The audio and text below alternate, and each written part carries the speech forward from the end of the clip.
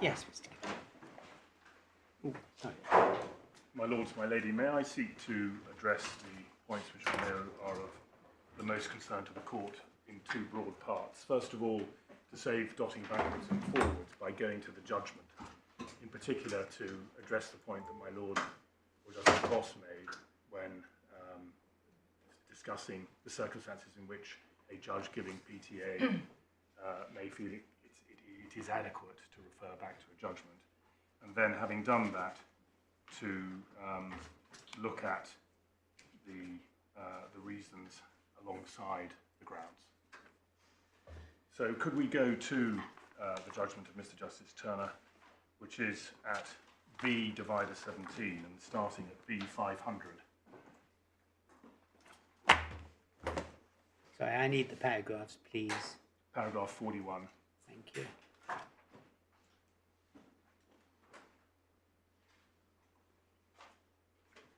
So sorry, if you're having a senior moment.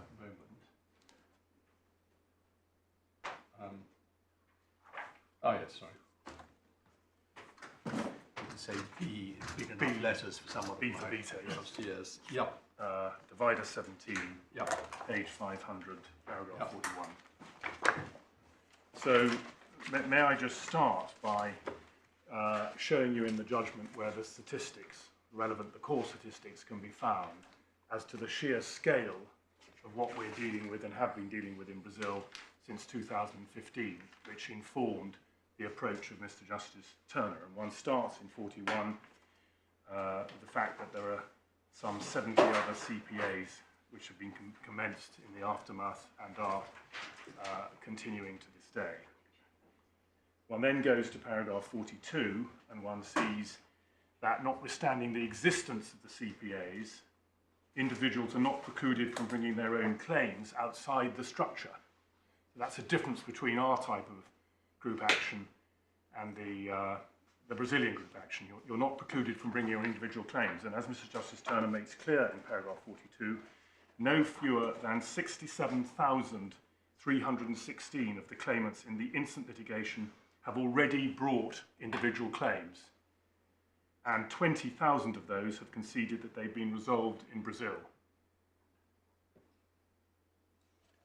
So just moving forward for a further statistic, before I show you what the judge managing litigation in Brazil has been doing in the 12th District Court, that is Judge Mario, you'll see from paragraph 91 at B514 that by early 2019, no fewer than 154,760... Sorry, is this paragraph 91 of the judgment? Yes. Yes, thank you. I'm sorry, Yep. no fewer than 154,766 of the claimants in this case disclosed that they had already received money from Renova or had brought their own private proceedings. So we know that in rough terms, 90-odd thousand have already applied to the compensation scheme Renova and received money. Significantly, although they concede they must give credit for compensation already received, they've not, with one exception, relinquished their right to pursue further claims. And I'll come back to that point because it's a complete answer we respectfully submit, as rightly found by the judge and or Justice Coulson, to this oft-repeated argument that there should have been greater concentration on the different categories of claimant. But sorry, those what's a complete answer to that? Because when looking at the abusive nature of the proceedings, what was central to Mr. Justice Turner's reasoning was that, as I'll show you, all of the claimants had either brought proceedings which were ongoing or were saying that they would reserve the right to bring proceedings. And secondly, and this is crucial, Mr. Justice Turner makes this point later in his judgment at paragraph 90, well, the paragraphs I was showing you, paragraph 91 and 95, potential claimants were reassured when joining this group action by the claimant's solicitors that they would remain entitled to pursue their remedies in Brazil.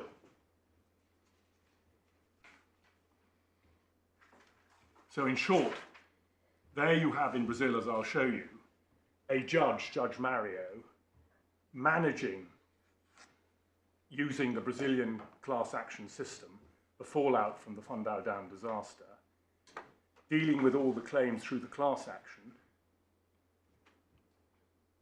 There is already in place a vehicle that is providing compensation on a full redress basis.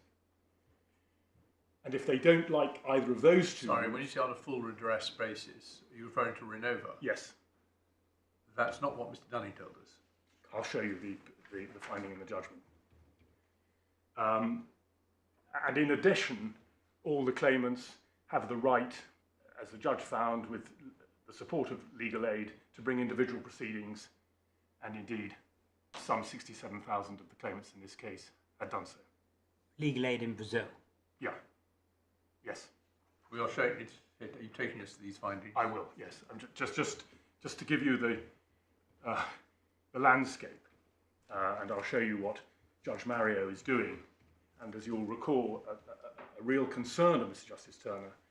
And this why does it matter as a matter of principle if you have a defendant in England who you wish to sue, and there are 150,000 claimants who have not sued in Brazil, even if there are 59,000 who have?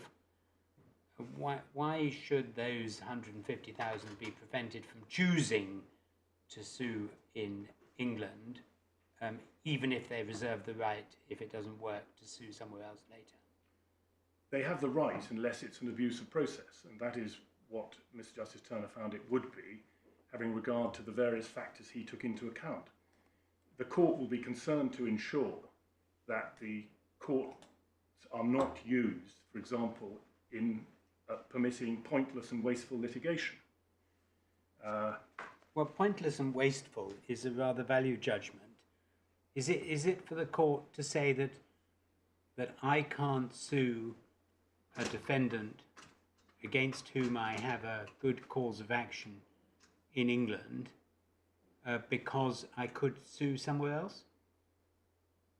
It's not because I could sue somewhere else. I appreciate that. That would be a different question. Well, that's what you've just said. It's because I'm entitled, whether it's in a different jurisdiction or in this jurisdiction, because it's pointless and wasteful, because I already have a right to full redress. In other words, bringing the proceedings is pointless because I'm seeking to achieve something I already have. Well, that's really overstating your case, isn't it? I mean, Renova, even if it gives full compensation, has not given full compensation to all the claimants. Can I show you the findings on that, my lord? Because yes. I base what I say on the findings. Okay. But the further answer to your lordship's question is paragraph 99 of the judgment at B516, where he cites Lord Phillips in Jameel. An abusive process is of concern not merely to the parties but to the court. It is no longer the role of the court simply to provide a level playing field and to referee whatever game the parties choose to play upon it. The court is concerned to ensure that judicial and court resources are appropriately and proportionally used in accordance with the requirements of justice. Of course. So, my lords, going back then, if I may, to the earlier parts of the judgment, if we go to paragraph 47 on page 501, the judge starts his review of the authorities and identifies the key principles upon which he relies in Hunter, which will be well known to the court, in Barker, use of the court process for a purpose or in a way which is significantly different from the ordinary and proper use of the court process. He also draws attention to Johnson and Gore, and then he moves, having discussed the principles in Henderson at 56, and the broad principle of Henderson applied to a group action. And I do respectfully underline to the court that the court here is concerned with the attempt to found jurisdiction for a group action and bring a group action in this country. And that is why A.B. and John Wyeth is so important, and he deals with that case from paragraph 59.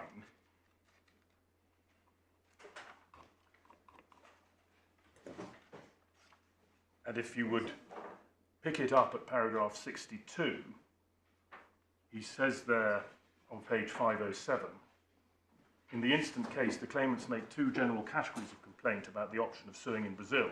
In broad summary, they say that getting full and timely redress in Brazil against any potential defendant or through Renova is little short of impossible. Secondly, they contend that there are very significant, if not insurmountable, procedural hurdles in the way of bringing claims against these two defendants. The second objection would, in my view, carry far more force if the claimants had any compelling reason to seek to sue these two defendants in Brazil, rather than in addition to the present Brazilian defendants.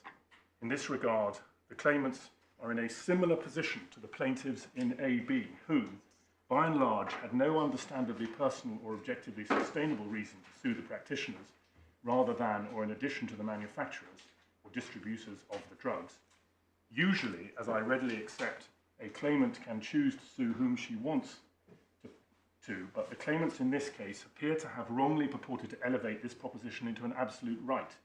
Whereas in AB, and this is a part answer to your Lordship's question, the choice of the defendant brings no benefit to a claimant, but the pursuance of a claim against such a defendant would result in the oppression of that defendant and or take a disproportionate toll on the court's resources. The court is entitled to intervene. In this case, the claimants have simply no interest in or intention of suing these two defendants in Brazil, and I regard the conflicting evidence of the respective experts and so on as a sterile debate. So he is there summarising based on AB a proposition which one can also find in jameel, that can justify striking out on the grounds of pointless and wastefulness, namely that the action will bring no tangible benefit to a claimant, but will result in oppression to the defendant or take a disproportionate toll on the court's resources. And it was one of the key factors that he took into account, and he comes back to that point and makes findings relevant to it repeatedly in his judgment. But he said, just to give you the other place where he makes the point perhaps most directly, it's in paragraph 213 of his judgment at page 546 of the bundle, where he says this, the So central... which paragraph? I'm sorry, it's 213. Thank you.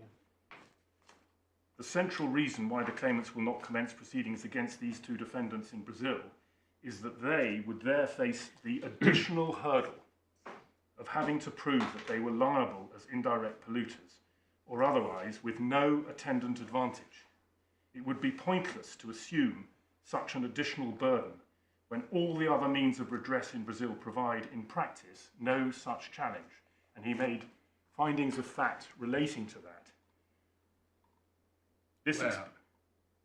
This explains why. Where did he make the findings of fact in relation to that? He starts making them.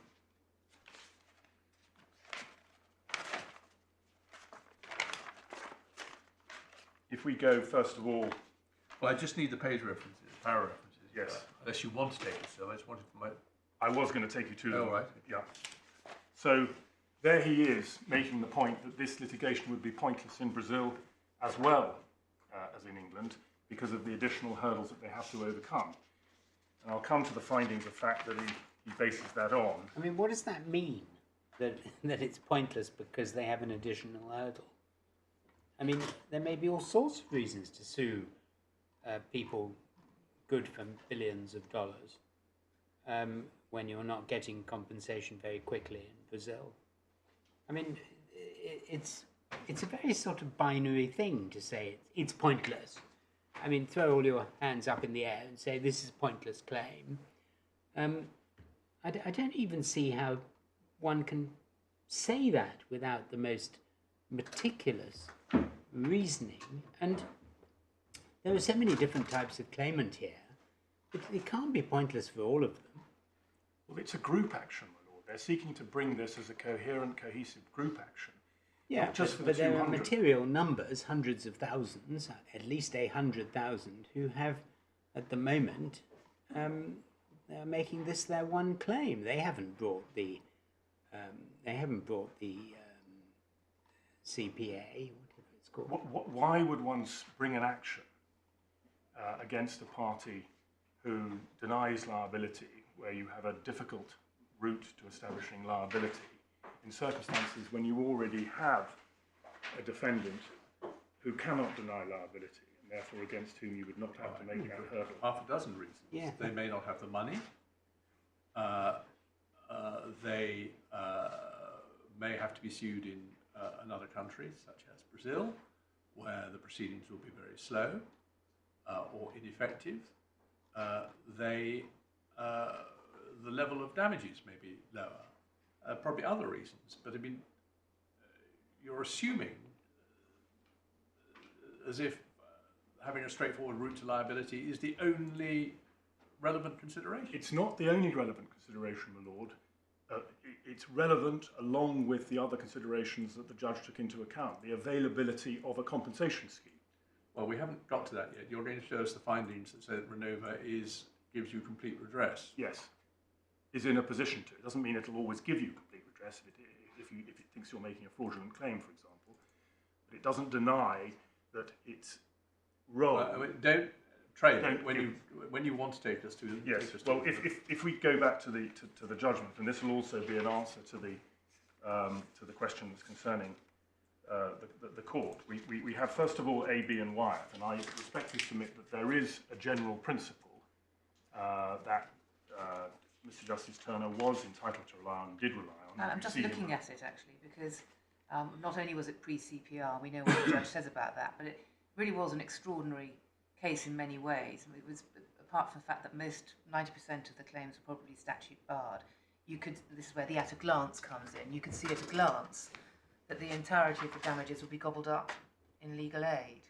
It's probably not helpful to go into too much detail, but you say it nevertheless establishes a principle. Yes, there is a principle that one sees in jameel, and that is the principle of pointless and wastefulness. The court will look at whether there is a tangible advantage to the claimant in bringing the proceedings. That, in principle, is a perfectly legitimate and recognised to be a proper ground for striking out for abuse of process. Now, I appreciate the facts and circumstances will vary enormously, but just to take A, B, and Y, my lady, in that case, it was just as strenuously argued that the court could not stand back and take a broad view of what individual claimants wanted to do, as to what their damages would be, as to how modest they would be, and so on, and whether they had a difficult row to hoe.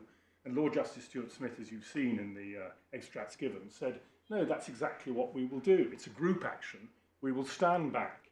We will form a general view on the problems that these claimants will face, and in the end, decide whether it's economically viable. And it was an economically viable case in the group context. And the point was But you're made. not seriously saying that this is not economically viable. I mean, for a group of 220,000 to sue here against a solvent defendant, are you? Or two solvent defendants? It's pointless and wasteful. Well, you keep on saying that, and it's what the judge said. The judge uses the term pointless twice, once in describing your argument and once in the paragraph you pointed out, twice, because once later as well. But pointless, as my lord has pointed out, requires you to examine what the point might be. Well, may I go to his findings then? And Yes. in an attempt to answer that. So he deals with the authorities, and this is relevant to the grappling point. We see, if you turn to paragraph 79 on page 512,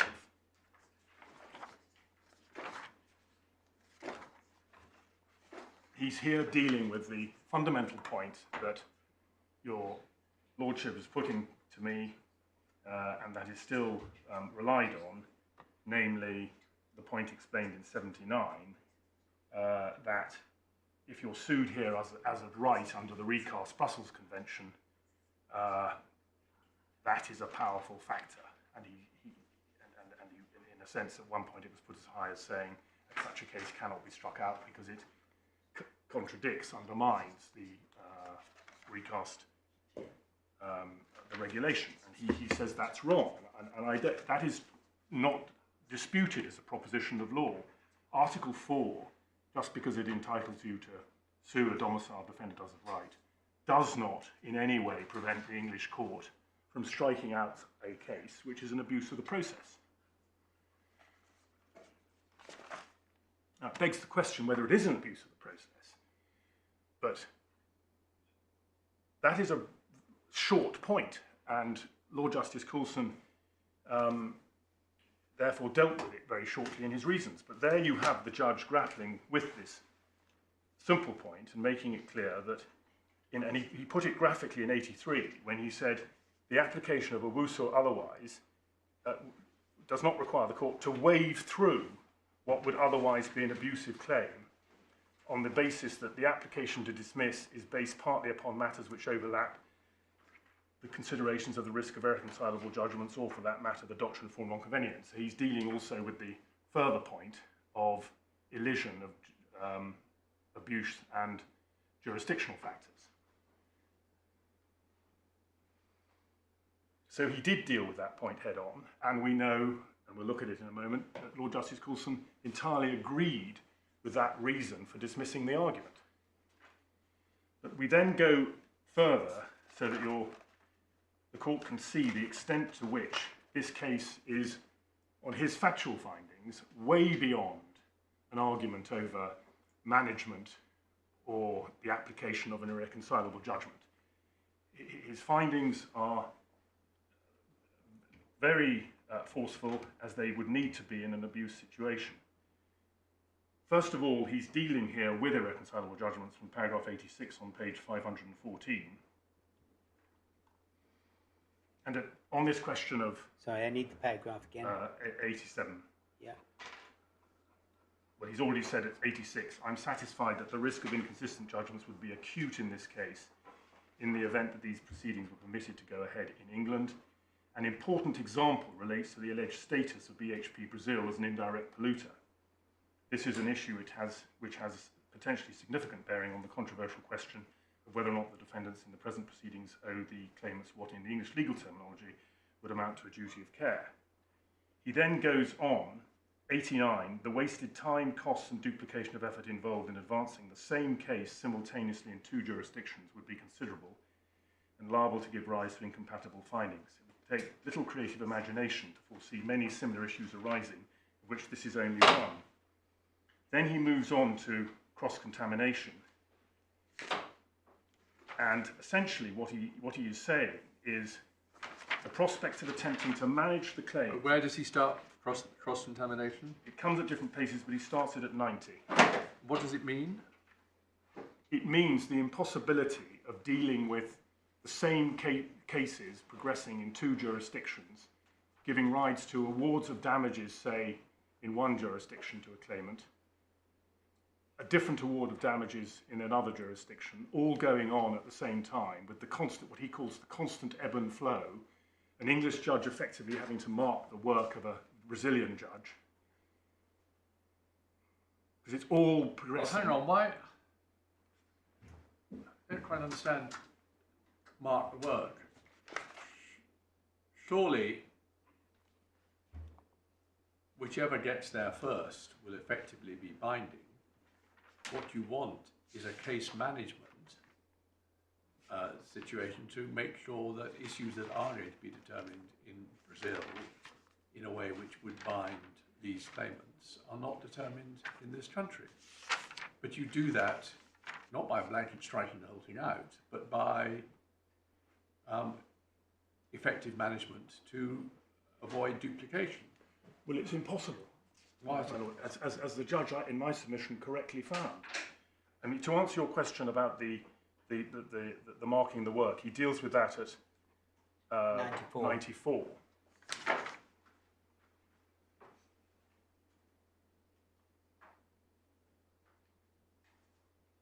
Questions are bound to arise as to whether and to what extent damages already received in Brazil relate to or are distinct from heads of damage which are later pursued in England. Furthermore, in circumstances in which awards have already been made under certain heads of loss in Brazil, and the same claim is brought in England but seeking a higher level of compensation, the English court is effectively being asked to mark the homework of the judges of a foreign sovereign power. And he deals with the... That's not really mark the homework, is it? I mean, there are some quite big questions here which I don't know the answer to, but one view might be if you recover in all £100,000 in Brazil, but are entitled to 200,000 here, you don't worry about what heads of damage. You just say you have the difference between the two. Well, that might not be the answer. It might be, or you might have to do it head by head, and that immediately becomes more complicated. Well, it becomes then you wouldn't be marking the homework. You would simply be saying, well, they've given you 20,000 for they've given you an award for financial loss, but they haven't given you any money for pain and suffering. So we won't give you anything for financial loss, even though we might have given you more, but we will still give you money for pain and suffering. I'm not suggesting these are the right answers. All I'm saying is it's not self-evident to me that there aren't ways of avoiding, as you call it, marking the homework or duplication. That's one of the ways the judge described it. And at 92, he said, it can, and this is his finding of fact, secondary fact, it can safely be predicted that this unremitting cross-contamination of proceedings would lead to utter chaos in the conduct of litigation in both jurisdictions, the procedural position of each of which will be in a near constant state of flux, and so on. Does he anywhere, sorry to interrupt you, but does he anywhere deal with the fact that neither of these defendants are being sued in Brazil? Is there a paragraph that Well, he deals with it on the basis where he says that they're not being sued, precisely because it would be pointless to sue them. But in this context, then, the context of, utter chaos and whatever else, however else he describes it, is there any consideration of the fact that none of these claimants are suing either of these defendants in Brazil? Well, none of them, that's right, isn't it? Yes, that's right. And as the judge says, the reason for that is that it's pointless. There's no need to, because there is a fund, the Renova fund, and Samarco is not denying liability. But I see how that could be relevant to that point, but on this point, it seems to me also relevant, and it doesn't seem to me to be considered anywhere, on the question of, cross-contamination and utter chaos and all the rest of it. Well, it comes to the same point, because once the claimants have to get over an unnecessary hurdle of establishing liability against BHP Limited or PLC, a hurdle they don't have to establish in Brazil. So the argument is, well, why shouldn't they? But the fact is, why go through that stage? And secondly, in Brazil, they already have a Renova compensation scheme that is being... You were going to take us to the findings of that, yes. But you haven't yet. Okay, so we go to... So he's dealing in these paragraphs with the problems of cross-contamination and the difficulties that the judges in Brazil and in England would face with them going along in tandem. And if I could just pause before going back, it is key that this is a group action. When all of the solutions that my Lord has been positing, one could see in a unitary action would be the obvious answer. But in a group action where you have hundreds of thousands, all with their individual types of claim, you have to be able to put in place mechanisms which are going to lead to the cost-effective and efficient resolution of the litigation. Surely all you do is decide liability, which in this case is apparently quite simple, and then you group the claimants together according to whether they're individuals whose crops have been ruined, or churches whose pews have been destroyed, or whatever, shops that stock has been destroyed. Exactly. Group them together and you deal with the claims seriation. And that's what's happening at the moment in Brazil, and Judge Mario has set up what he's called a rough justice scheme. I thought it was stayed, Well, this is the difficulty. You've been given... Could I come? Because it's not just the 155 that's being used at the moment by these folks. Okay. But so going back to the judgment to take it in order, he looks at the problems of cross-contamination in the paragraphs that I've taken you to. He makes findings as to the insuperable problems. In my submission, these are all factual matters in any event. Well, I mean, you keep on saying factual matters, but the one you took us to about utter chaos, I mean, would lead to utter chaos is hardly, I mean, it can safely be predicted that this unremitting cross-contamination of proceedings would lead to utter chaos is big on hyperbole but low on factual finding. It is simply the judge's prediction of disaster. I mean, of course it's flowery language, but it's not a factual finding. Well, it's exactly the sort of inference in my submission that would not necessarily be susceptible to an appeal. And I was taking a 5230 point that we are arguably moving into areas of merits. No, not at all. I'm very keen. I don't mean that critically. I'm very keen that you should deal. You do have to deal with the question of whether there is a real prospect of success on an appeal because of what I said this morning. But you also have to deal with whether or not Lord Justice Coulson grappled with Yes. the points that are said to have not been dealt with. Absolutely. And so far you haven't, as I understand it, looking at the judgment, tackled any of those points. No. I'm seeking to show you the findings of the judge so that when I do, I won't have to go back to it because Lord Justice Coulson, in a number of instances, summarises what was found, and it's these types of paragraphs. But I'll move on quickly. Yes, but I mean, you do get my point I do. earlier, which is that it's not what's in the judgment that matters, it's what's not in the judgment.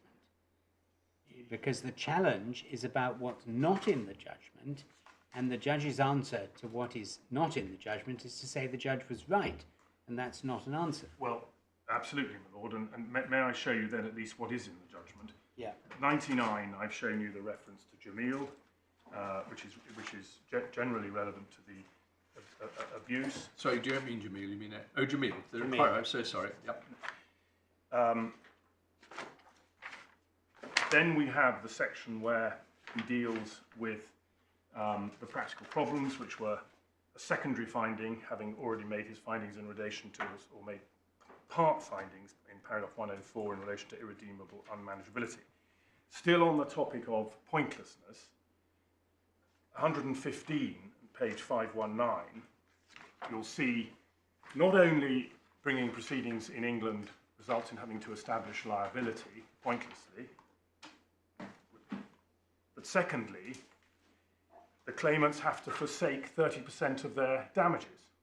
And so, as he says in paragraph 115, even taking into account the shortcomings of the Brazilian processes, of which more later, there is no need for any claimant there to forfeit a high proportion of her damages in order to fund her claim. Legal aid is available for individual claims, and engagement in the Renova scheme gives rise to no cost liability. So that is a further factual finding in relation to his ultimate findings in relation to abuse, and he builds on that. That's not contested. Now. I'm asking. No. No. He then turns to deal with the situation, impact the proceedings here in Brazil, at paragraph 122.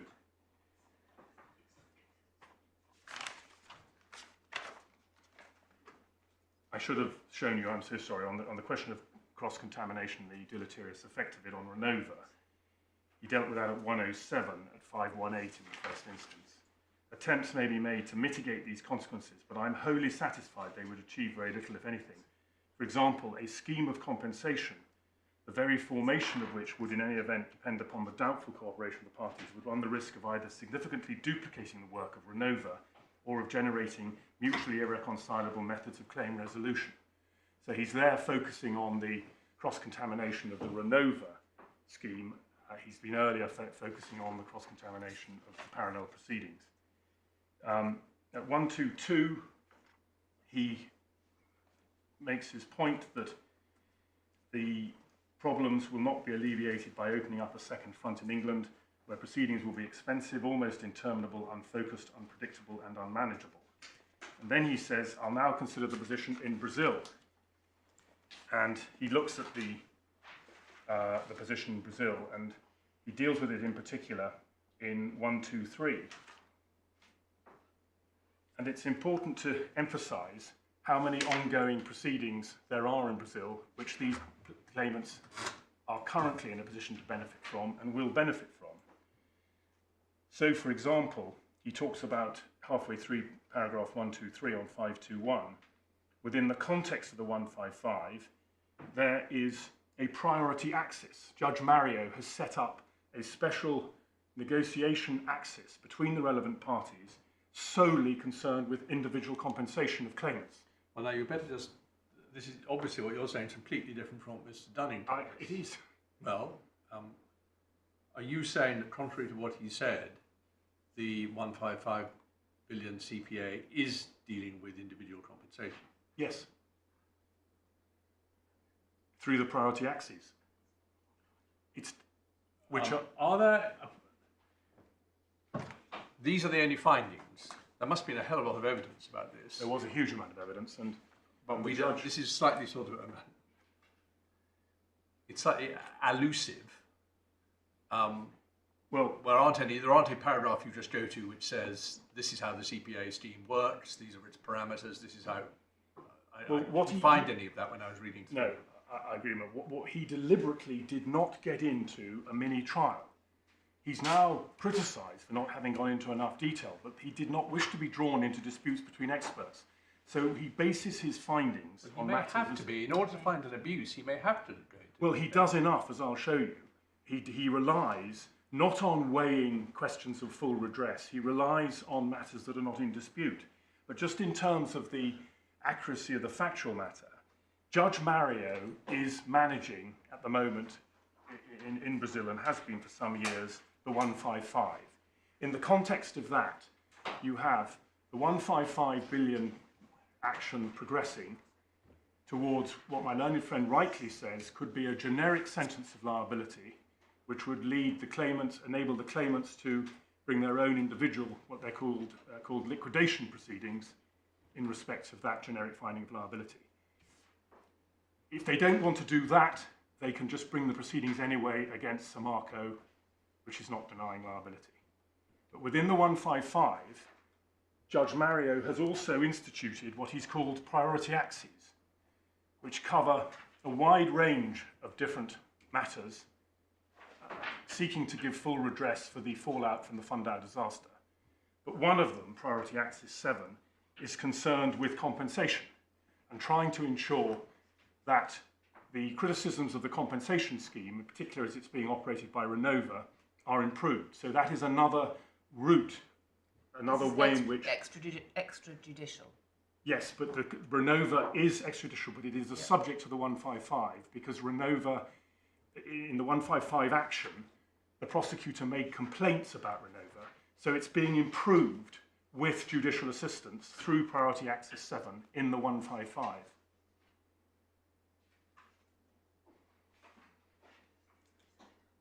I mean, in the normal situation, Mr. Gibson, if you have a cause of action in Brazil for a loss, you know, you've been run over in Brazil and you have a cause of action against the driver, and you have a cause of action in England against, I don't know, an English party who also caused the accident, you're permitted to pursue both. Yes. You may be, depending on the factors. Because you may have a view about the solvency of one, or you may wish to have two judgments in two countries, or all sorts of reasons. In a unitary action, different considerations could apply. What I'm seeking to show you is that Mr. Justice Turner may have used strong language, but we are dealing with a unique and extraordinary set of circumstances. The amount of litigation currently ongoing in Brazil, the amount of routes to redress available to claimants, the chaotic situation that would ensue, as the judge says, and I respectfully adopt, by opening up another front. In my submission, the court can accept. But if you take the 58, you know, why they haven't, there's no obligation on the 58 to sue anybody in Brazil, even if they admit liability, and they may have large claims. Why should they not?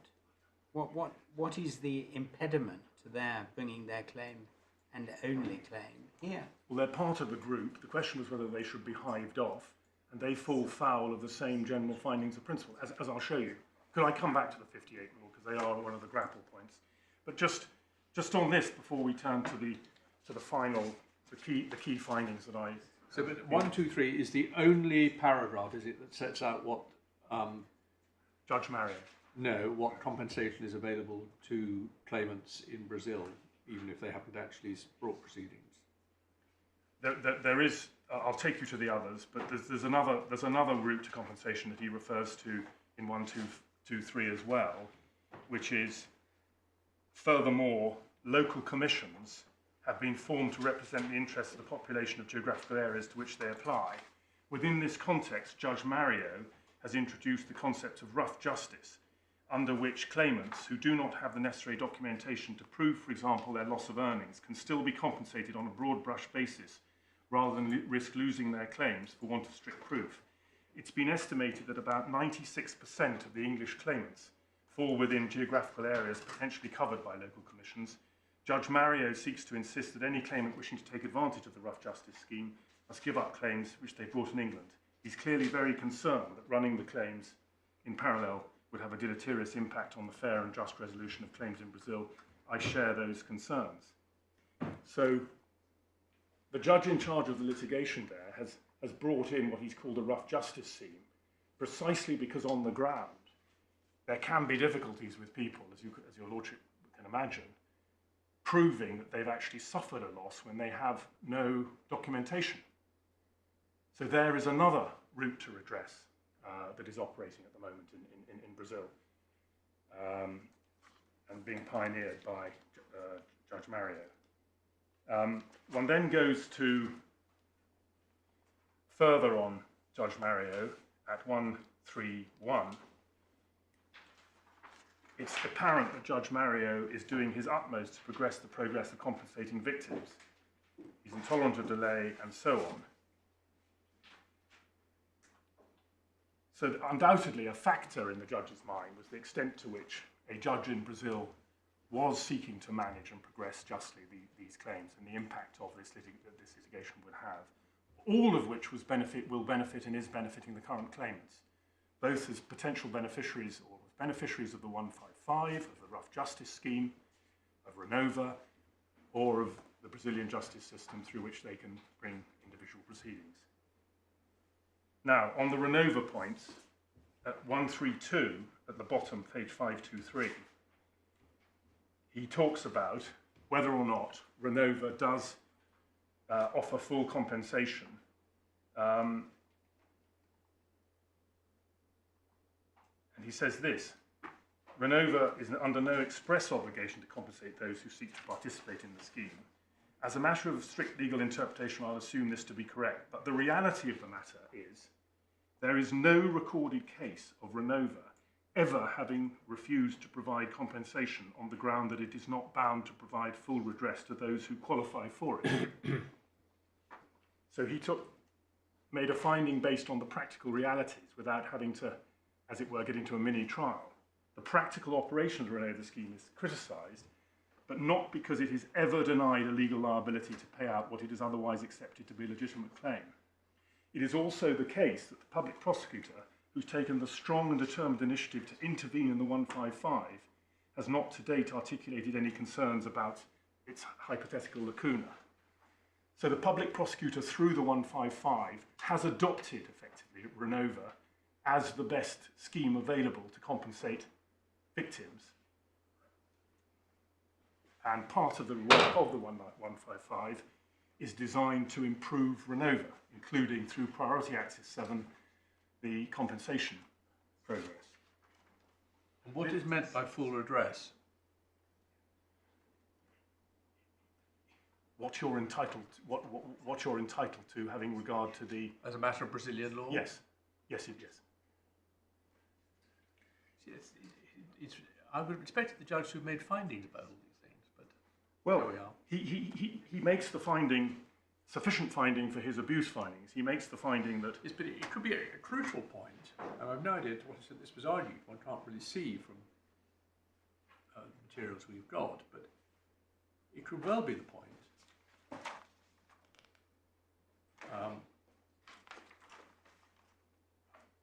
Well, there's a complication here, isn't there? Remind me, basic undergraduate point.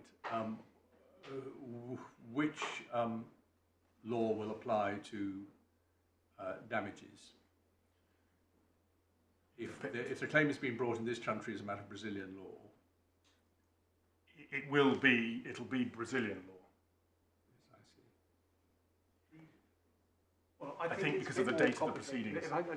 It may depend when the cause of action arose. I think I'm knowing a little bit about conflict of laws. It's the deal. You need to take your mask off to tell us about conflict. It's pleaded to be Brazilian law. So Pleaded. it's pleaded to be Brazilian. What, quantum? Yeah. I see. No, I was just exploring whether there be a mismatch between the approach taken by the courts here to damages and the approach taken by Renova to damages, and you would say, in principle, none, because they are applying Brazilian law, as is the English courts. In principle, but the problems, and this is a point Lord Mr. Justice Stone was grappling with, the problems are all practical.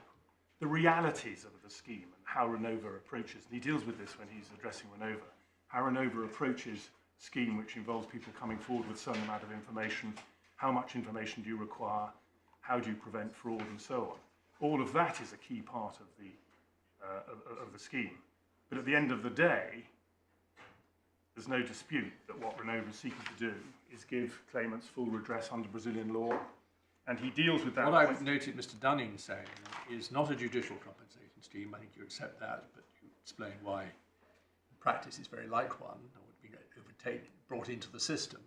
He said it doles out sums equivalent to about £150 for specific heads, such as loss of water. You don't accept any of that? I do not, my Lord. Okay. Paragraph 134, Roman numeral 7 at page 525. There is some dispute as to whether the categories of claim falling within the scope of Renova programme are broad enough to cover every single potential category of legitimate claim arising out of the dam failure. I am satisfied, in the absence of compelling and concrete examples, that any such discrepancy is more apparent than real, and in any event, any claimant dissatisfied with an offer made by Renova is free to pursue her remedy for full redress in the courts. So he has dealt in the two paragraphs I've taken you with the fact that the 2 points. One, Renova is providing full redress in practice, and secondly, it is providing full redress in respect of all relevant categories of legitimate claim arising out of the dam failure. So that's how he deals with Renova, and then at 135 he deals with, at 133 he deals with, makes a finding in relation to Samarco. It's been argued on behalf of the claimants that, this is 524, that Samarco has, at least for the most part, avoided explicitly accepting legal liability for the consequences of the collapsed dam. Again, however, the reality of the position is that Samarco's liability is undeniable, as Mr. Hollander said during the course of his submissions, and he records the concession. Furthermore, there is no evidence that any claimant who has brought an individual claim in Brazil has faced a denial of liability on the grounds that Samarco is not a direct polluter. This position is, of course, to be contrasted with the likely defences of these two defendants in the event proceedings were permitted to continue. And finally, on the question of duplication, before I show you then his conclusions and other causes of action which you've not been, or other claims that you've not been told about, just if I could just draw your attention to paragraph 127.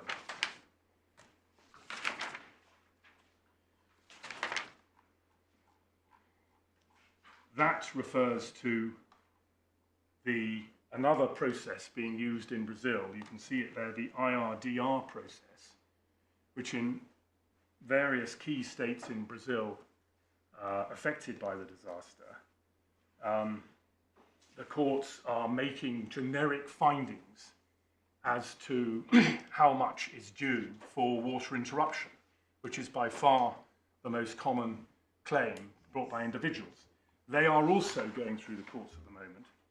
And again, he records, it's to be noted that no fewer than 192,000 of the claimants in the English proceedings are bringing claims in respect of water interruption. So you have the water interruption claims being covered by the IRDRs in Brazil. You have the 155 progressing. You have the rough justice claims. You have the local commission claims. You have individual proceedings, all affecting these claimants.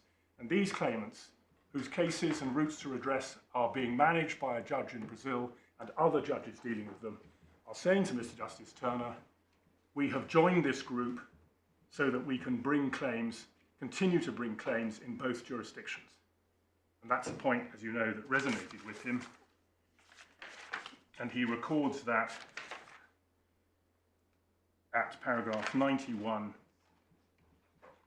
and 95.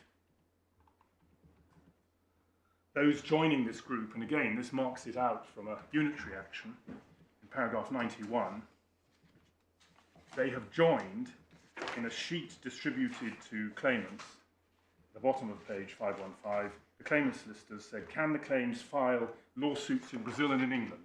So 200,000 people have joined this group action on the basis that they've been told the answer to that question is yes. Customers will not be at a disadvantage in pursuing claims in England and Brazil. Customers cannot be compensated twice. If clients receive compensation in England, the judge in Brazil will probably take this into account and so on.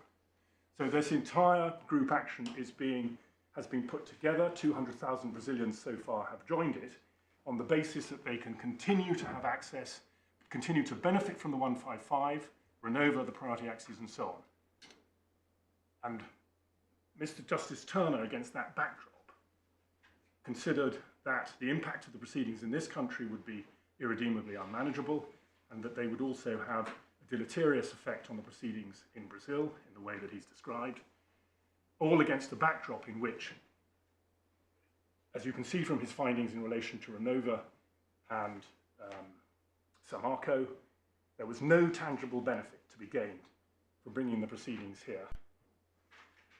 None at all. In fact, nothing that the sort of problems that he identified. And you ask yourself a question, if you're a Brazilian seeking compensation in that situation, why, what is the point when you have all those routes to access?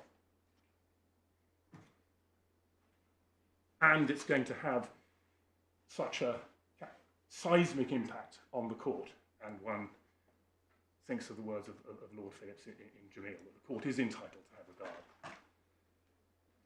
Because a group action of this type can, of course, only realistically lead to a just result for thousands if you have a scheme. And there already is a scheme providing full redress. And insofar as that scheme... So which is which? Renova. So what am I missing? If so many claimants, or some claimants, have received compensation under Renova, they clearly think they're entitled to more. So they haven't received, in their eyes at least, adequate compensation under that scheme, have they? They've been looking at paragraph 91, unless I've misunderstood. No, that is correct. So they've got something from Renova, and I've read somewhere else that the corporate claimants, you can get, it said you might get a benefit because through new infrastructure, so compensation under Renova can take many forms. Well, it can, and they go back. This is why Mr. Justice Turner didn't get involved in a mini trial, right. Because individuals, he deliberately did not get involved in trying to make findings as to what individuals may say they thought they were entitled to. He stood back and said, what are the realities? What is the objective reality? And he does that in particular, drawing the threads of this together, it's paragraph, sorry. I'm told that he deals with my lady's point at 116. Thank you. On the face of it, these factors might lead the casual observer to wonder what perceived advantages could lure. Well, there's a lot of that around. Yes, clearly, and I'm not criticising anybody, you were trying to infect the judge with, was it funders behind this, or what was going on? And there are a number of paragraphs dealing with those. And he ignores that and says... He says he ignores them, yes. He ignores them and says, I'm not going to look into the personal motives. I'm going to stand back and form an objective view based on the points that I've made. So we've looked at what he found about Renova. We've looked at the routes of redress. We've looked at the position with Samarco. At 134, he then deals with Renova, and I've shown you his findings. He pulls that together at 135, and that's at page 526. And he notes the claimants would have no right chance of any redress until the issue of liability had been resolved. If Were they were then to fail, the whole process would have given rise to a massive waste of time and money. Even if they succeed on this preliminary point, they would not thereby emerge into the sunny uplands. On the contrary, they'd find themselves embroiled in what I'm satisfied would be a GLO, management of which would almost certainly be fatally impracticable. And he draws his conclusions together, and this is the final paragraph I'm proposing to take you to, paragraphs 140 under the heading second, stepping back 527. He says, I'm prepared to accept that the subjective concerns of the witnesses are genuine. On the other hand, I'm entirely satisfied that their confidence that anything of value is to be achieved in England is illusory. And then at 141, my primary conclusion on all the evidence is that the proceedings amount to a clear abuse of process. In particular, the claimant's tactical decision to progress closely related damages claims in the Brazilian and English jurisdictions simultaneously is an initiative, the consequences of which, if unchecked, would foist upon the English court the largest white elephant in the history of group actions. So that's his irredeemably unmanageable point for the most part. And then he says at 142, in addition, it would, in my view, be manifestly unfair to the defendants to be required to engage in massively expensive and protracted litigation devoid of any realistic promise of substantive advantage to the claimants. And there, in my submission, he is, based on the findings he has made, which did not require him to conduct a mini-trial, is clearly, in addition, striking out the proceedings on a recognised basis, we would respectfully submit, as Lord Justice Coulson agreed, namely that they are pointless and wasteful, which I appreciate is a very much a shorthand term, but it arises in the ways that I've showed you. So it is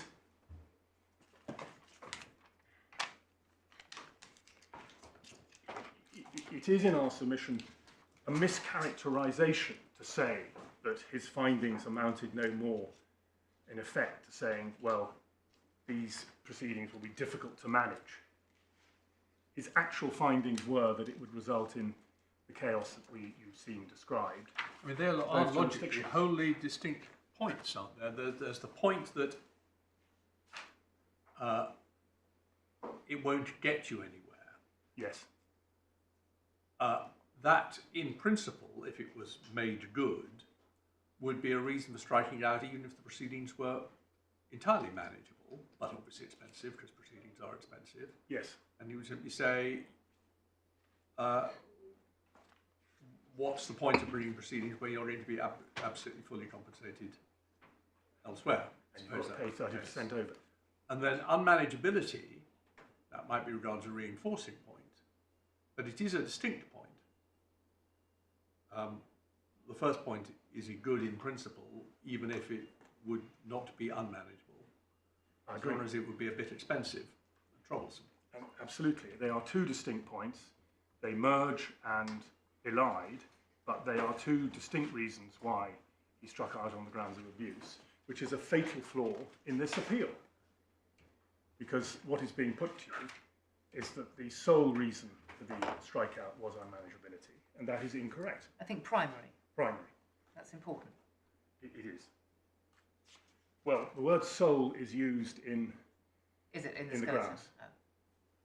I'll come to it. But it's... Forgive me for repeating it, my lord, but... And you have the point. We do say that unmanageability is a... And I appreciate it's the phrase he used, that the key word is also irredeemably. It's irredeemable. There is no way of managing, organising this group action in the circumstances that are being... That does sound a little defeatist to somebody who's spent his lifetime trying to manage difficult actions. It's not that the I mean, one of the problems with this case is the use of extreme adjectives at every turn. Well, my lord, it just raises the temperature without actually raising the intellectual insight.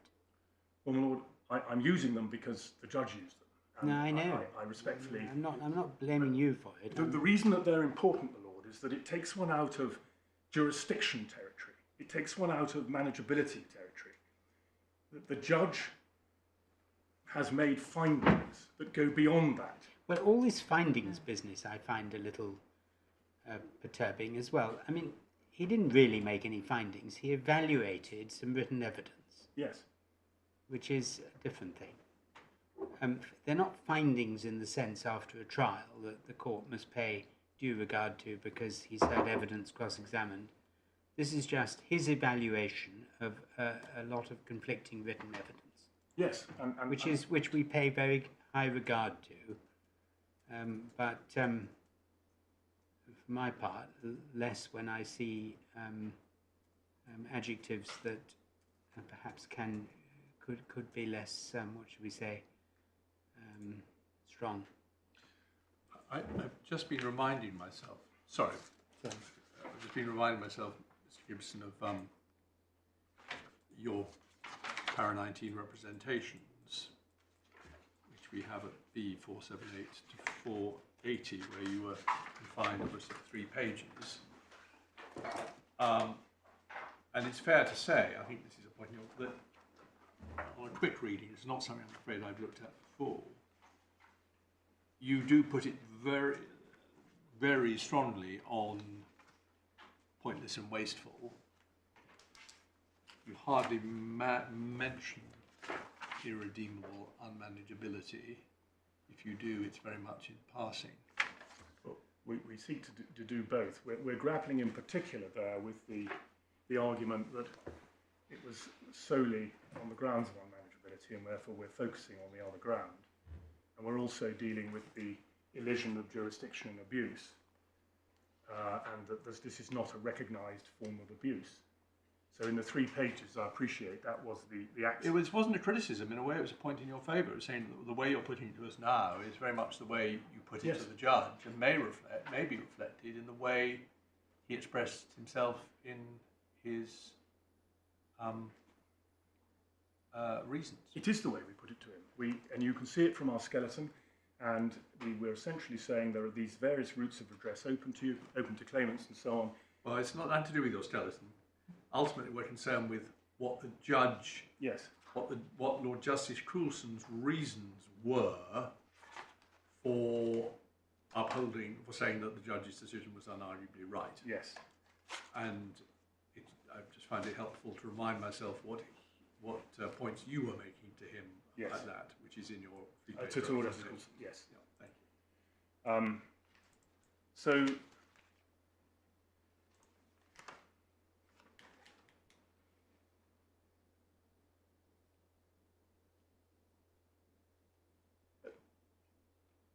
before we just move to grapple,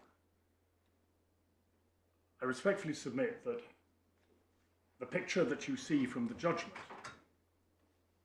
when dealing with irredeemably unmanageable and cross-contamination and pointless and wasteful and available rights to redress is very different from what the claimants have sought to convey, namely that there's just one overarching 155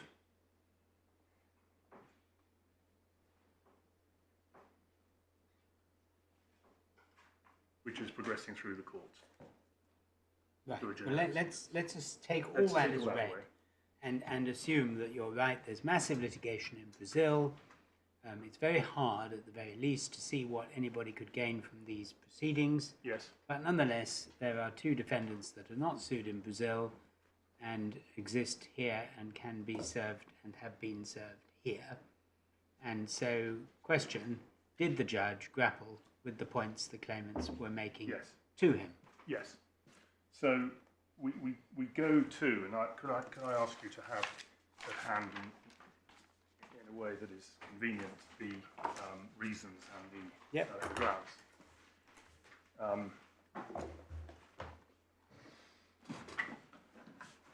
I'm going to deal effectively with my learned friend's 5 points, but he changed the order from the grounds and the skeleton, but I am dealing with each of them, but I'm just going to take them in the order of the grounds, which is possibly easier anyway.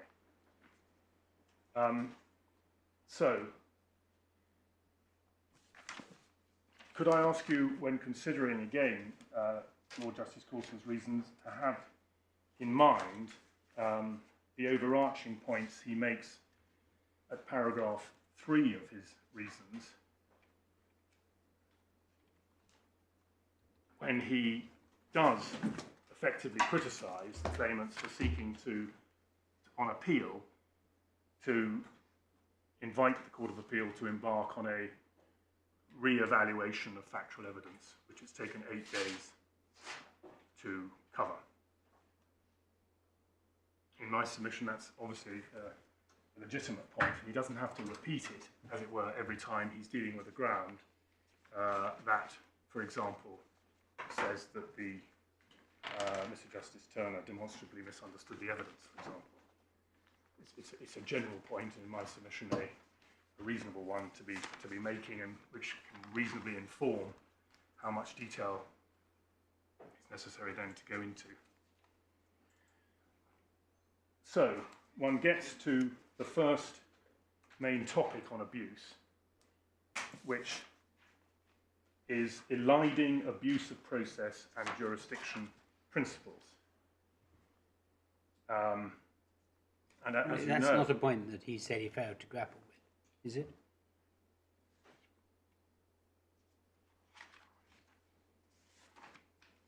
I mean, I thought the first point he said he failed to grapple with.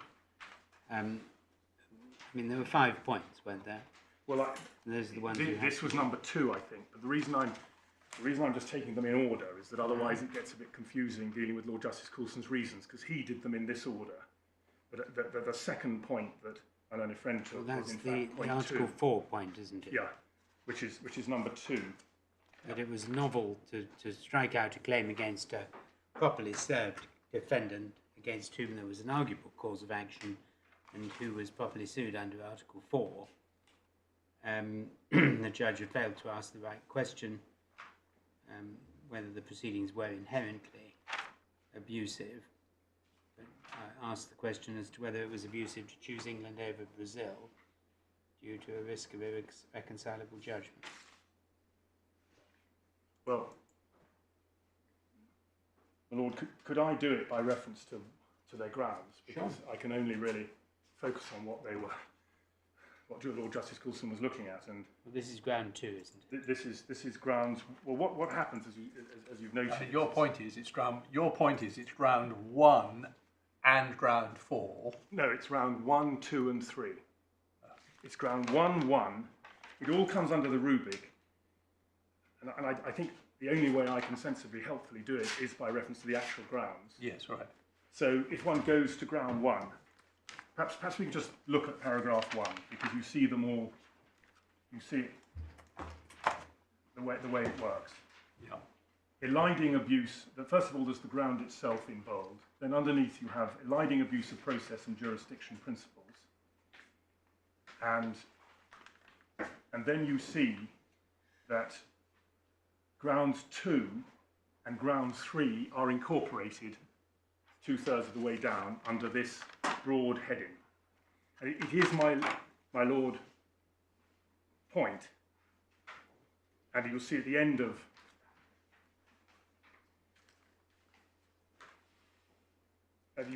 you then go to ground 2, and ground 2 contains a point of law or principle in 6, and then demonstrable misunderstanding of the evidence in 7 and 8. But what ground 2 is concerned with is striking out because of the risk of irreconcilable judgments and likely cross-contamination of parallel proceedings.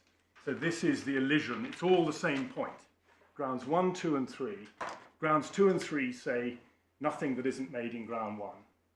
But grounds 1, 2, and 3 are all a criticism of this simple point that the judge was wrong to approach abuse as he did.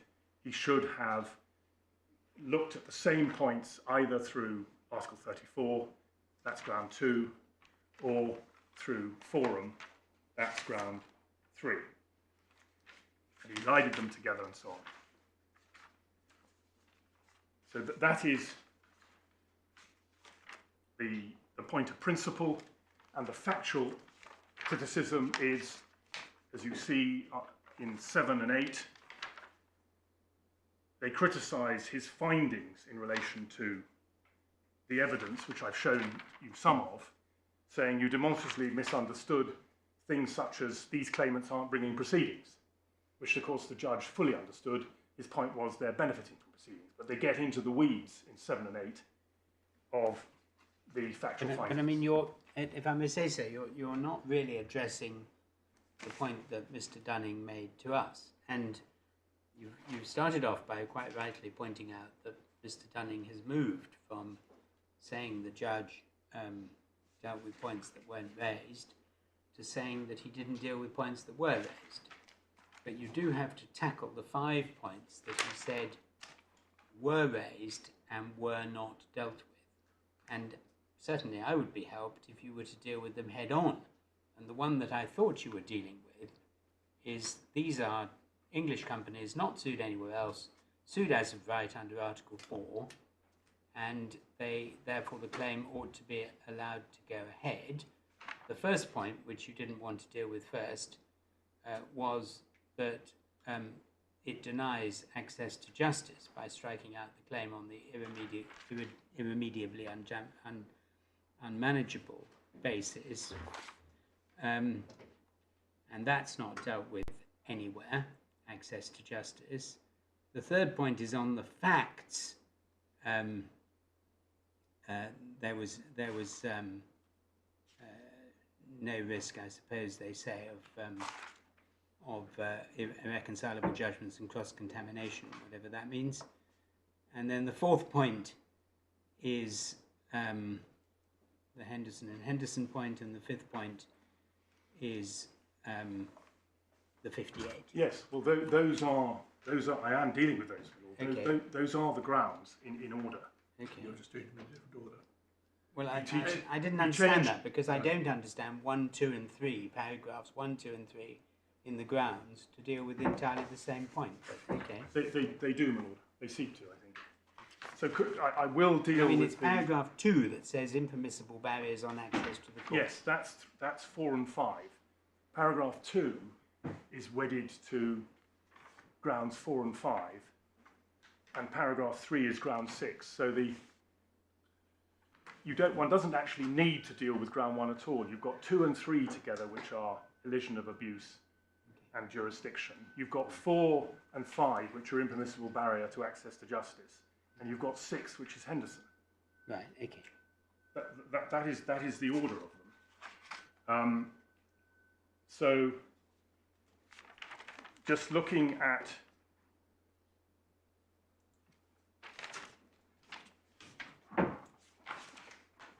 ground 2,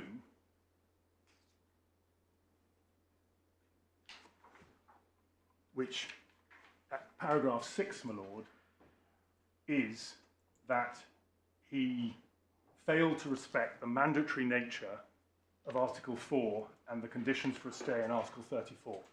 That's the point of principle in ground 2. Yeah. And then paragraph 7 of ground 2 is, and 8 are the attacks on, we would say, the evaluative exercise. So the nub of that ground, the essence of the ground in our submission, is 1, the creation of a novel form of what the claimants call jurisdictional abuse. 2, that he wrongly took into account factors relevant to Article 34 and forum and conveniens, thereby wrongly aligning abuse and jurisdiction principles and not giving due prominence to being sued as of right, in effect. Mm-hmm. So that is ground 1 and 2. One has to look at ground 1 and 2 together for Lord Justice Coulson, because he dealt with them more compendiously. But that's your Lordship's point, I think. So one then goes to what Lord Justice Coulson said in relation to grounds 1 and 2. And I'll start with what he said about in relation to ground 1, because ground 1, as you've seen, is compendious. But I'm dealing in the first instance with grounds 1, and 2 and 3, the elision of abuse ground. So first of all, in paragraph 6, he says, the complaint is that the judge's approach to the abusive process application was somehow novel and not in accordance with the law. That is a fair summary of the actual ground one. And I don't think it suggests that it isn't. The judge applied the principles from well-known authorities to the facts of this particular case. The judge did not create a category of jurisdictional abuse. This is also an answer to the Article 34 Regulation 4 point. He simply concluded that the proceedings were pointless and wasteful, principally because of the myriad of individual and group claims already being pursued in Brazil. Now, he said that in circumstances where in paragraph 2, crucially, he had said this: there were two broad reasons for his conclusions. The first was that these claimants could make claims, and in many cases were making such claims in Brazil, where there was also a special compensation scheme in place. The second was that, as summarised at 104, he was entirely satisfied that the claims were irredeemably unmanageable if allowed to proceed any further in this jurisdiction. Is that a fair reflection, given the judge's own indication that the primary reason for his conclusion was the unmanageability point? Well, in my submission, it is a fair reflection of the judgment that we've looked at, and there's no doubt that in the actual judgment, the judge makes it clear in paragraphs 141 and 142 that there are these two reasons, when he says in addition at the beginning of 142, and one sees a build up to those paragraphs. So he does say that it's the primary reason is unmanageability. I accept he says the primary.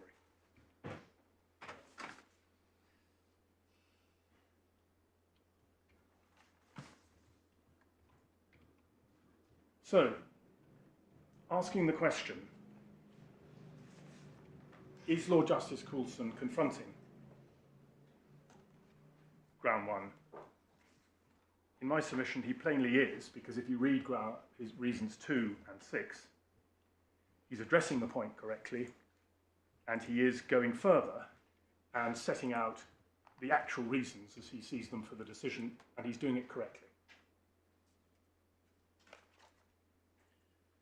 Right, well, just indulge me. Where does he deal with the point about the absolute right to bring proceedings against defendants properly served in the jurisdiction?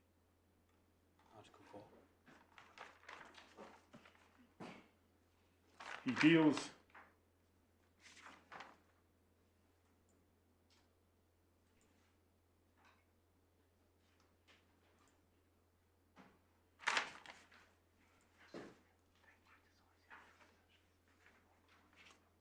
it comes in at 20. He incorporates, yes.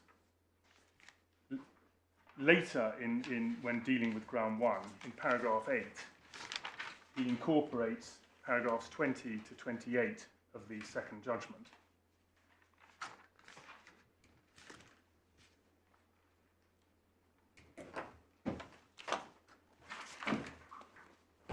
Yeah.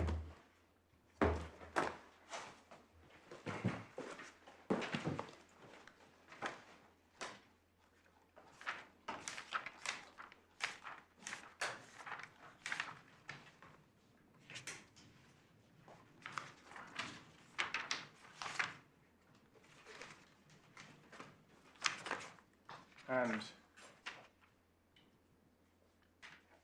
he, at 28, the claimants persist in asserting that it is a fundamental principle that a claimant may choose whom to sue.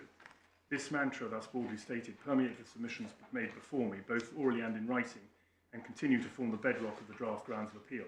It's plainly wrong for the reasons set out in paragraph 99 of the substantive judgment. So we go to 99.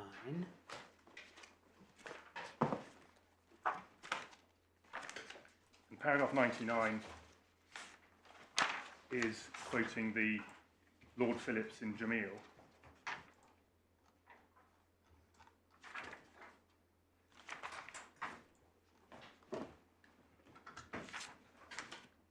Essentially, it's also building on what he'd also said in the judgment between paragraphs that I took you to, between 80 and 83, where he's making the point that the English court is a master of its own procedures, and irrespective of being sued as of right, if the proceedings are an abuse of process, the court can and indeed has a duty to strike them out. Well, I mean, of course, the court has jurisdiction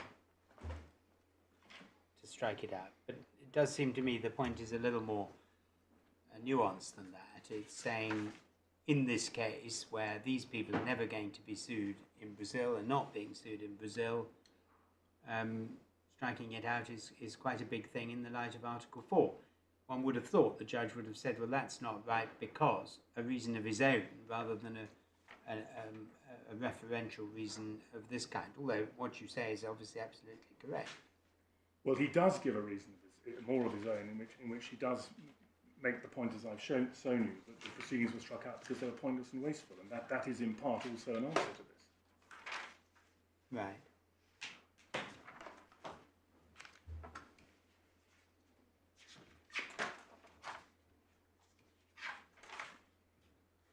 And now we're dealing with the elision of abuse and jurisdiction. That's the claimant's heading under which they make these points. And he does address that head on in paragraph 7.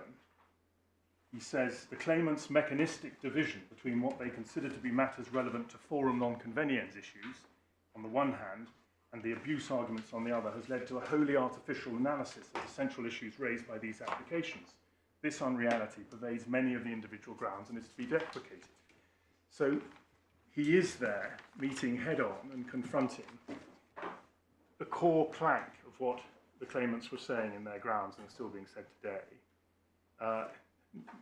namely that it is inappropriate to rely on matters which fall under the rubric forum matters or Article 34 matters when striking out for abuse. And as Mr. Justice Turner said, and Lord Justice Coulson entirely agreed, that's entirely artificial to put them in a mechanistic, in a hermetically sealed box, effectively waving through a case on this artificial analysis, which you have found applying established principles is abusive. So that is the nub of this ground. You should not have relied at all on forum issues. You should not have relied on Article 34 issues. It was a point that was fully argued below. It was dismissed by Mr. Justice Turner in the paragraphs I've taken you to. And Lord Justice Coulson clearly agreed.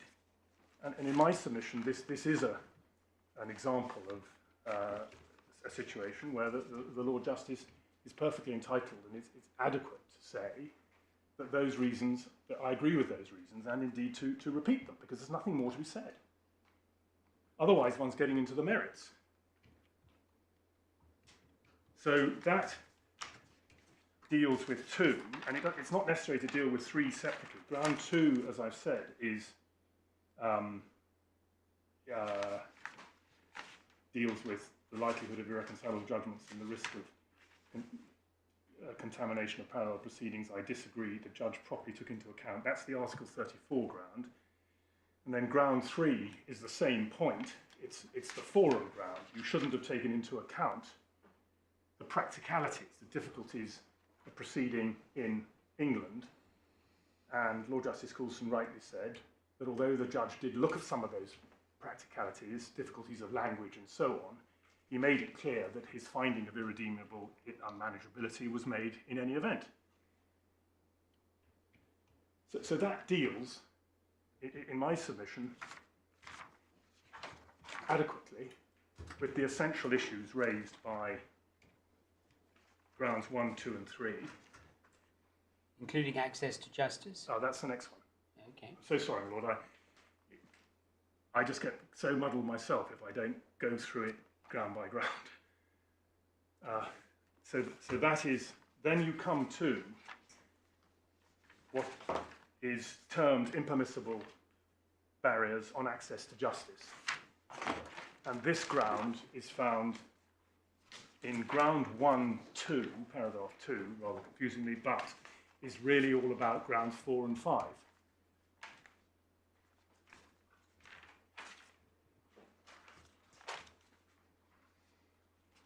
And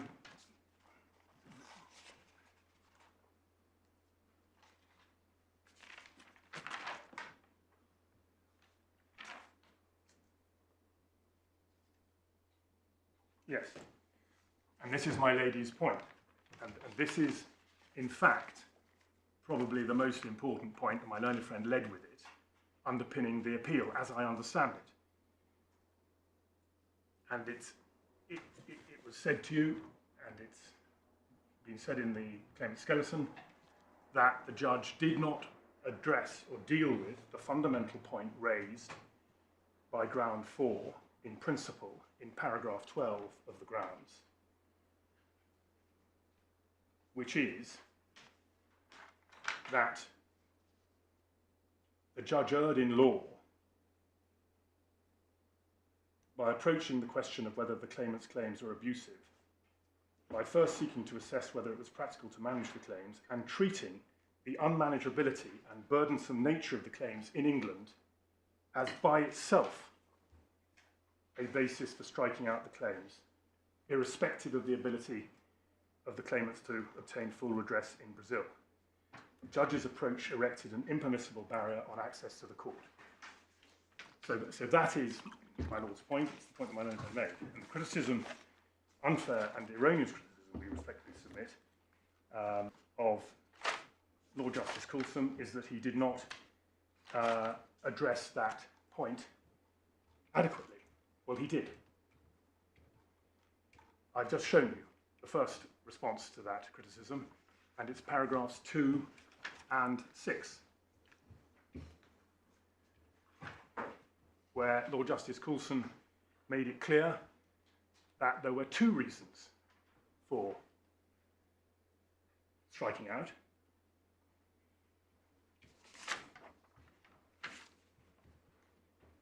And that is why, in that perfectly properly, in the rest of paragraph 12 dealing with ground 4, he dealt both with the point of principle and with the conclusion that the proceedings would be unmanageable. He said, this criticises the judge's conclusion that proceedings would be unmanageable. This ground is misconceived. He's already dealt, as I said, with what the 2 reasons for striking out. That was a view to which the judge was entitled to come on the material before him, as I've already indicated.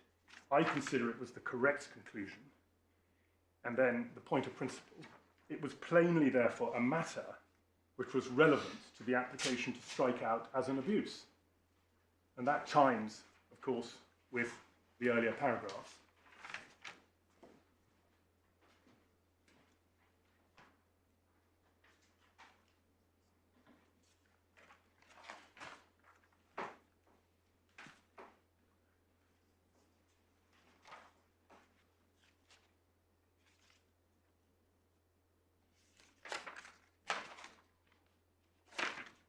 So that's the first. Hang on. Let's work this out.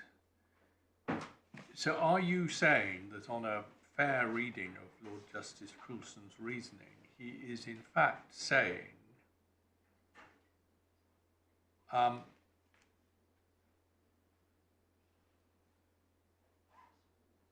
decision on the judge was not saying that I can strike this out only because it would be unmanageable. That was no more than a part of his reasoning, and it was legitimate for it to be a part of his reasoning. Is that No. if I understood correctly? No, I may not have done. It's my fault. What he's saying in my submission is that the judge was, and it becomes clearer later, was justified in striking out on the grounds of unmanageability alone, and he agrees with that clearly. But he also struck out on another ground. So is he saying that it doesn't matter? Is he saying it doesn't matter whether I'm right about this? Well, he has rightly, in my submission, put them both under the rubric of pointless and wasteful, because in paragraph 6, he compendiously summarised the judge's reasoning for striking out. And where does he deal with access to the barriers to access to justice? could I just finish Yes, that of point? course. And he deals with pointless, and they're pointless and wasteful because they're unmanageable and therefore futile. Well, as I thought we established earlier, those are distinct points. Well, they can be. You could have pointless and wasteful for unmanageability, but you could also have pointless and wasteful for no tangible benefit. But they are distinct points. Well, I'm not sure. I feel pointless and wasteful means no tangible benefit. You could have a manageable claim which was still pointless and wasteful. You could. And if it was unmanageable, could be. That's really a quite separate point from it being pointless and wasteful. It might be a very valuable and pointful claim, but still unmanageable. And therefore, well, maybe I'm being semantics. Well, no, I think it's quite important conceptually to understand what he is saying. Well, he does say, for example, in paragraph 140, that the proceedings would be futile. So he certainly has in mind that unmanageability, as Lord Justice Coulson, in my submission, rightly interprets, is going to lead to a completely futile process. Well, I'm sorry, I thought futile meant you can get everything you want in Brazil, so why claim here? Well, he does use it in that sense as well, but I'd have to accept he uses it in both senses, because he clearly thinks that it's also pointless to bring the proceedings here because they're unmanageable. And that, in my submission, is a perfectly legitimate view to take. And it flows from being irredeemably unmanageable, that there's no point in them. But I don't in any way disagree with your lordship that you could have manageable proceedings that are pointless and wasteful, and that's his alternative secondary ground. So going back to your lordship's question, Lord Justice Coulson did, in my submission, agree with both bases. Well, I think that's undoubted.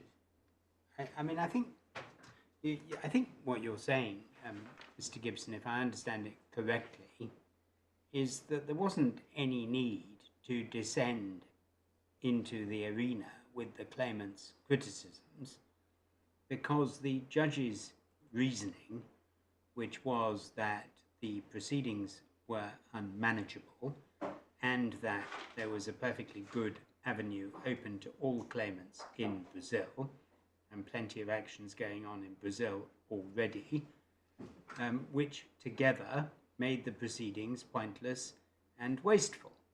And the judge said that, and the appeal judge agreed with that. And none of that overbore anything in Article 4 or Article 34 or jurisdictional considerations. It was enough to say this is a complete waste of everybody's time and money. And there's definitely jurisdiction in jameel and the other cases to say that. And you say the judge was entirely justified, but not only that, Lord Justice Coulson was entirely justified simply endorsing what the judge had said without, it didn't need to go further, because the judge had properly said this was his reason, and that was the same reason that Lord Justice Coulson agreed with. So that is the end of it, QED, one would say. Well, I would. I'd only add in that Lord Justice Coulson, Mr. Justice Turner also looked very closely at not just on the impact on the parties, but also the impact on the court. Yeah, but that's unmanageable. Yes. He says unmanageable for the court and unmanageable for the parties, pointless and a waste of time. And this sort of technical stuff about Article 4 and access to justice and the right to choose is overborne completely by the court's overall jurisdiction to strike out for abuse, which is why the judge was right to start with abuse and not start with Article 34, not start with jurisdiction. And it really is ships passing in the night. That is exactly right, if I may say so, my lord. And that is why, if one goes down the line of thinking of my learned friends, it is very easy to say that different matters have been evaluated in a different way and haven't been taken into account. And of course we're right, because he didn't meet head-on our points, because he thought that his points were completely were overbore all those points and overtook them so as to make them unnecessary to consider, because the court has a general jurisdiction to stand back and take a strong line in managing its own process. Yes. And I mean, that's where, you know, we are, I think, I'm standing back from it now. We are in one of these classic situations where two sides both make perfectly sensible submissions and they pass like ships in the night without anybody. And that this court is faced with the very unfortunate decision to decide between two arguments that hardly touch. Well, my lord, I would respectfully agree, but of course, the difference on this particular application is that my learned friend has to overcome the high hurdle of showing that the integrity of the process has been critically undermined. Yes, and you say it's not been undermined at all because they took a strong line, but the strong line was justified, and it did indeed, if it's correct and there was jurisdiction to take it, it's perfectly reasonable not to have entered into the arena of the debate. And I put to you earlier that one of the criticisms of the judge is that he just said that the judge was right, but you say the judge was right, or the judge was entitled to reach the conclusion he did on the facts, and nothing that's been said on appeal takes it any further than it was before the judge or before Lord Justice Coulson. So in those circumstances, end of story. Yes, and the only way that Lord Justice Coulson, in fairness to him, could have satisfied my learned friend's arguments would have been if he'd embarked on exactly the Aunt Sally exercise that Lord Justice Flo commented on in the HMG case. Yes.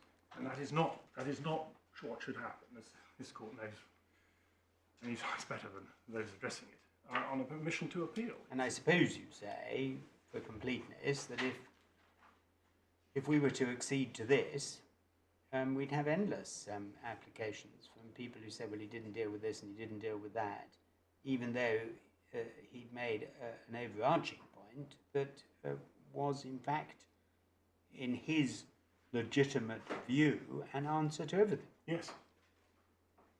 Because once the two basic points on eliding jurisdictional abuse and pointlessness and what the decision actually was are taken on board by the claimants, which obviously they won't be, everything falls to the wayside. I have to tell you, I hate the terminology of eliding jurisdiction and abuse, but I finally at 3, whatever it is in the afternoon, now understand it at least. I find it incredibly undescriptive. Well, that is the argument, and it is, with respect, a thoroughly bad one, and that's why it was given such short shrift by Mr. Justice Turner. But he did deal with it in a reasoned set of part of the You can see why it does strike the court as odd that we're here, because normally we work, particularly in the business and property courts, on the basis that people are entitled to bring claims against defendants whom they can properly serve wherever they like. And in fact, this jurisdiction attracts people. It is attractive. English law is attractive, and we attract people who want to use these courts. So, but you say, well, that's fine, but it's subject to an overriding power of the court to say this is pointless and wasteful, and go back to Brazil.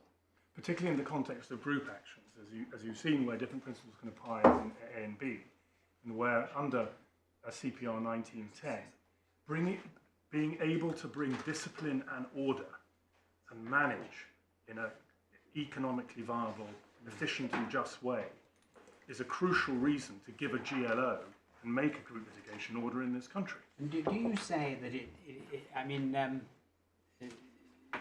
the business and property judges on the bench might have a view about the word unmanageable? We, or I, speaking only for myself, but I suspect I speak for my lady as well, think that nothing is unmanageable because we are trained in case management. And 220,000 is no more frightening to me than 22. It can be managed.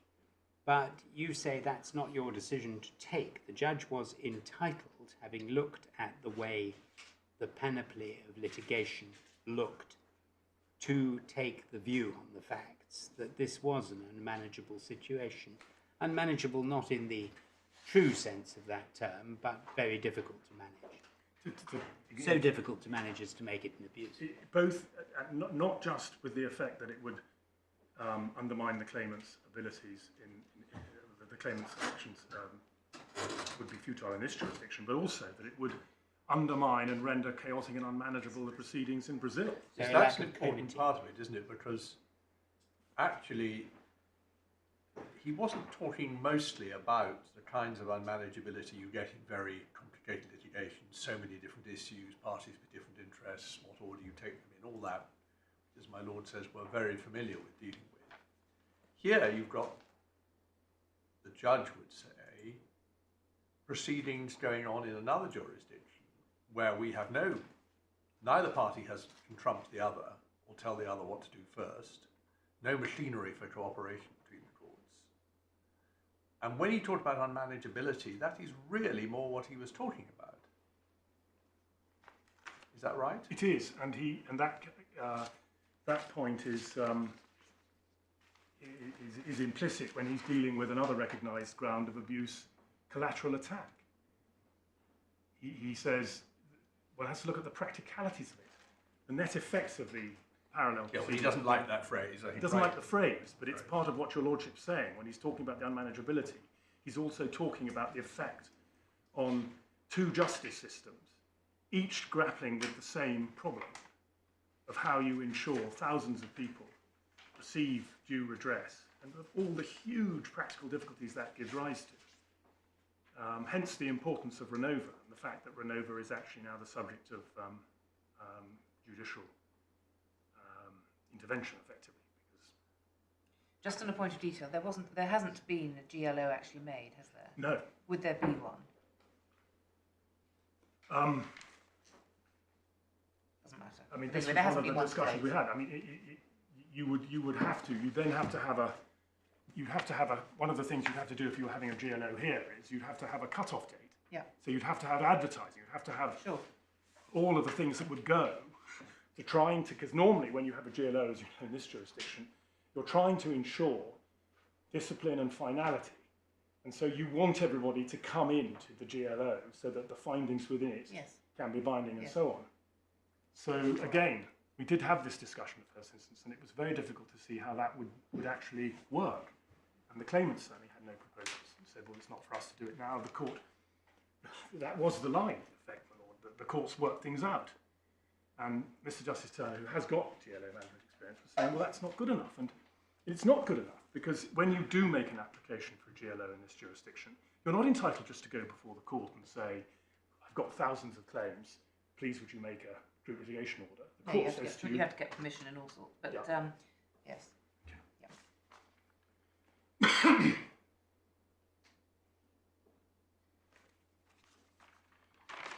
So this is, I mean, even the relatively short discourse, as it were, we've had today in relation to what is actually happening on the ground in Brazil, one sees the difference, the different perspectives that can be given. And I respectfully submit that is an important factor, and I know the court will have this well in mind, obviously, when one's putting oneself in the shoes of Lord Justice Coulson, who has seen the ships in the night, formed a clear view on what they are and where they're going.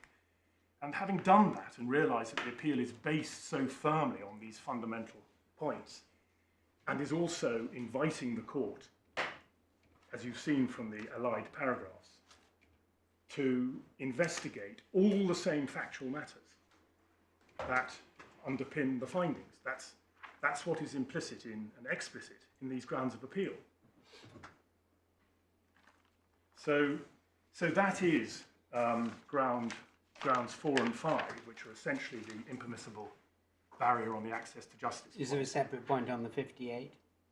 Well, the 58 is the only attack for the purposes of 5230 on the 58 is an unfair one, because it said that Lord Justice Coulson, in his reasons in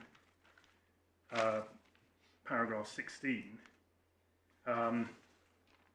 wrongly classified it as an impermissible attack on the facts, is one criticism of it. And he wasn't wrong about that. Ground 7 incorporates, this is another incorporation point, but if you look at ground 7, which is page 115, you'll see that at paragraph 20, they repeat, this is another of the labyrinthine points, but they repeat ground 2. And ground 2 is the ground that we were looking at, which contains paragraphs 7 and 8, which are an attack on a demonstrable, what's said to be a demonstrable failure to understand the evidence. And indeed, paragraph 21 appears to be criticising in A and B the judge in the brackets, where they say a premise upon which the judge proceeded at 1 throughout without any review of the evidence. It appears to be suggesting that there ought to have been some review of the evidence at that point. But even if that is wrong, to say that Lord Justice Coulson or no Lord Justice could have made the point in relation to this being an impermissible attack on the facts is in our submission wrong. And then he does also, though, deal with the point of principle. And essentially this is another ground where they're seeking to get into the merits, because he does deal with the principle and summarises what the judge took into account in relation to the 58. My learned friends disagree with it, but he does address the principle. Lord, I'm conscious of the time. Mr. Toledano was going to address you, if it would assist, in relation to Article 34 and forum. I want to give him some time to do that. Well, he won't get much time, because I think you've got to give 15 minutes to Mr. Dunning, but yes. Mr. Toledano can certainly have 12 minutes on the subject of Article 34. Well, my Lords, I haven't in the time dealt with ground 6. We deal with it in our skeleton. Oh, we've read your skeleton very carefully. I'm grateful. Thank you very much. Yes, Mr. Toledano. My Lord, I'm dealing with grounds 8 to 14, which are Article 34 and forum non-conveniens. And I'll just try and, if I may, canter through them, my learned friend having done the same this morning. Starting with ground 8, which is concerned with the threshold condition to the grant of a stay in Article 34 1A, relating to the risk of irreconcilable judgments. Now, the ground covered both the correct approach for the court to take when assessing whether there is a risk of irreconcilable judgments, as well as the application of that test on the facts of the present case. So far as the approach to the test is concerned, the only issue is whether a broad approach should be taken or a narrower one. Lord Justice Coulson considered that in his reasons of paragraph 18. He said it was irrelevant because the judge had held, and he gave a specific reference to judgment 174, that he would have reached the same result applying either test. So he certainly grappled with that point, i.e. whether it should be narrow or broad. So far as the application of the test is concerned, Lord Justice Coulson didn't separately address that, but as I say, he did expressly refer in his reasons to, at para 18 to judgment 174. And in my submission, what he was doing was endorsing what the judge said in that paragraph as regards the application of the test of irreconcilable judgments. In that paragraph of the judgment, 174, Mr. Justice Turner said that even on the narrower approach for which the claimants had contended, the risk of irreconcilable judgments was made out.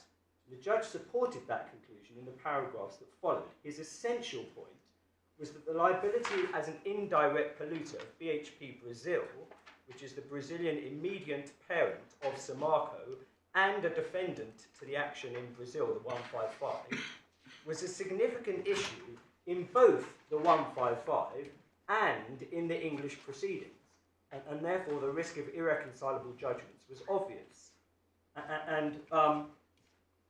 We say that Lord Justice Coulson couldn't have done anything other than endorse Judgment 174 because there was no other conclusion available to Mr. Justice Turner on the material before him. And that was for a very simple reason, that the claimants themselves had conceded in the hearing before Mr. Justice Turner that the liability of BHP Brazil as an indirect polluter was indeed in issue both in Brazil and in England. And they did so through their oral submissions to the learned judge.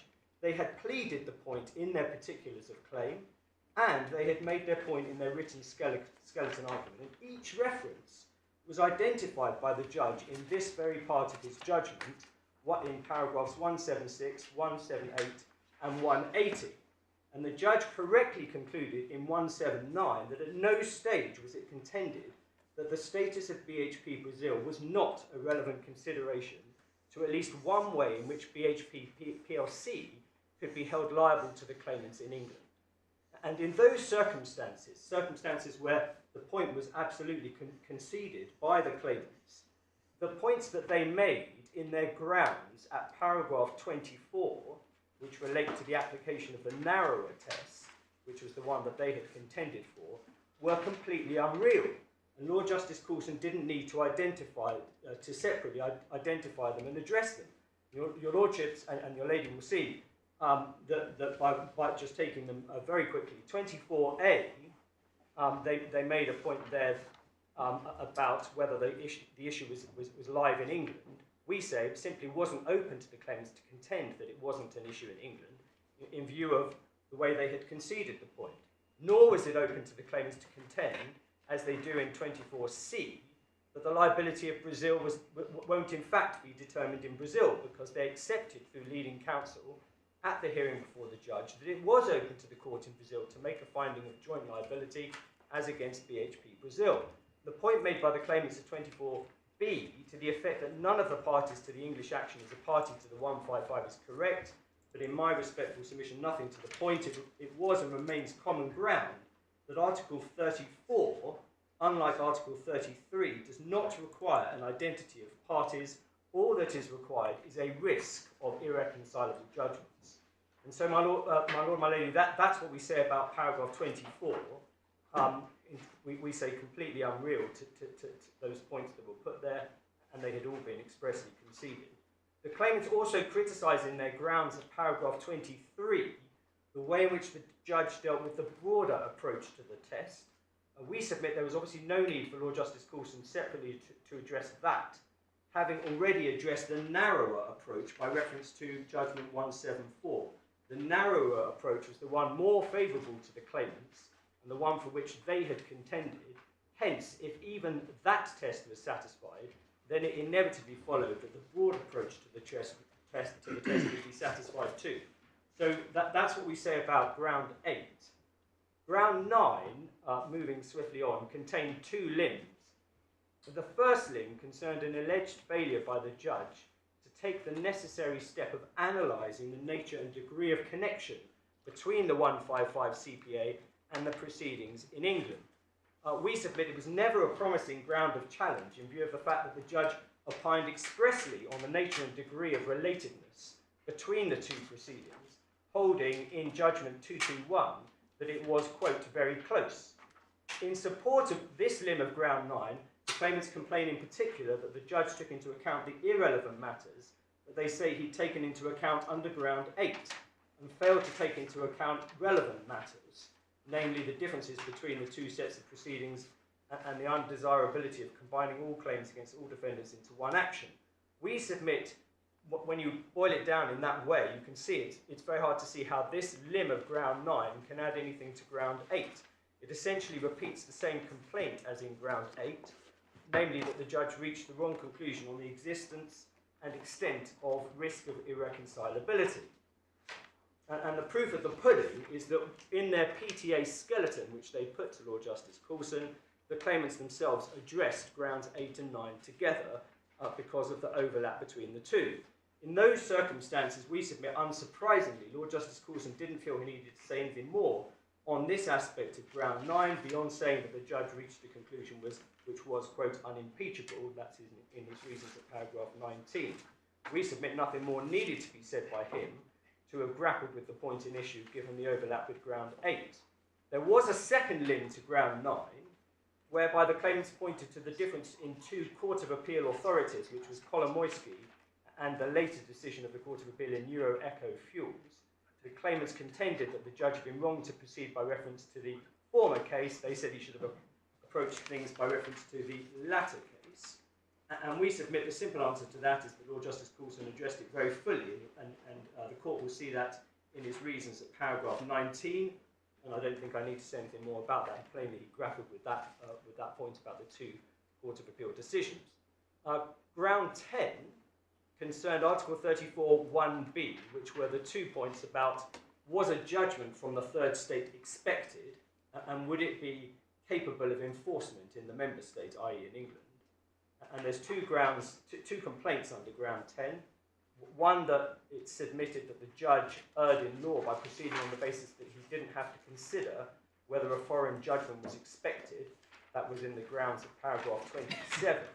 What the judge in fact held in judgment 201 was that 34.1b of the regulation had to be approached at the conceptual level. And whether that point was right or not doesn't matter, because the judge went on to hold in terms that a judgment from the Brazilian court was in fact expected. And the court will be, again, interested to hear that the expectation of a judgment was ultimately conceded by leading counsel for the claimants at the hearing. The judge expressly records that concession in paragraph 187 of the judgment. He says, on the 8th and final day of the hearing, Mr. Hollander, Queen's counsel, conceded that even on the evidence of his own expert, the possibility that Judge Mario would adjudicate on matters not agreed in the renegotiation process was not fanciful. Mr. Justice Turner described this as an important and realistic concession. Which paragraph? That's in the judgment at 187. The judge referred to that concession in paragraph 52 of his PTA judgment as well, and therefore concluded that ground 10 was unarguable, and he went on to give some further reasons in paragraph 53 of his PTA judgment. And in his reasons at paragraph 20, Lord Justice Coulson also concluded that ground 10 was unarguable for the same reasons as those given by the judge in 52 and 53 of the PTA judgment. Now, we submit there was plainly no need for Lord Justice Coulson to say anything more about this aspect of ground 10, especially in circumstances where the claimant had conceded the expectation of a judgment from the court in Brazil. The judge had already recorded this, and other reasons as to why ground 10 was unarguable. And Lord Justice Coulson quite rightly felt able to endorse that. So that's the first complaint under ground 10. The second complaint under ground 10 is in the grounds at paragraph 28. Claimants contend the judge was wrong to conclude that a judgment by the Brazilian court would be capable of recognition and enforcement in England. They submitted to the judge below that a judgment from Brazil in the 155 CPA would not be capable of recognition and enforcement here, because it was a one-way, it was binding in one direction but not in the other. In other words, if it was in favour of the claimants, it would be binding, but if it was adverse to the claimants, then it wouldn't be binding on the claimants. The judge's answer to that point, as to the whole of ground 10, was that it was unarguable, and Lord Justice Coulson said the same in his reasons at paragraph 20. We submit nothing more needed to be said about this point, either by Mr. Justice Turner or by the learned Lord Justice, since it was common ground that a judgment of the Brazilian court would be final and binding, and therefore capable of recognition and enforcement in England, if it was in favour of the claimants. It followed, we submit, without further elaboration, that 34.1b of the article was satisfied. It was obviously no impediment to that conclusion that the claimants would not be bound by the judgment in Brazil if it was adverse to them. And I would add this, that the claimant didn't cite a single authority to the judge or in their PTA skeleton in support of a contrary conclusion, nor did they identify any reason at all in support of their position on this point. In fact, their PTA skeleton at paragraph 56 did nothing more than make a bare assertion. And where that is so, we say it's impossible to see how the judge or the Lord Justice could be criticised for not addressing the point in more detail. The point is there was no further detail, argument or authority to address on that point. Now, Mr. Toledano, I'm afraid your side has got to leave something for Mr. Dunning, and we do have to rise at 4:15. How much more have you got? Well, the difficulties I'm trying to go through are 7 grounds. Yes, but I mean, you realise that this is quite peripheral to the bull point in this case on the well, I do. Taylor and Lyons. Of course, I accept that. I mean, one of the points we pray is exactly that point, that when it comes to this part of Lord Justice Coulson's reasons, he made the point himself that these points, in a sense, were. Well, the point is, if he didn't address the points on the first grounds of appeal, then you're sunk. And if he did address them, then you're home. Yes. So can we take your skeleton as read on this now? We don't have the 5230 skeleton. Yes, we do address the points there, Arnold. I accept that. I mean, in a number of places, perhaps I can just make this one point. In a number of places, when you come to the later grounds, 11, 12, 13, and 14, it is right to say that what Lord Justice Coulson does is refer to and agree with paragraphs of the learned judge, either from the main judgment or the second judgment.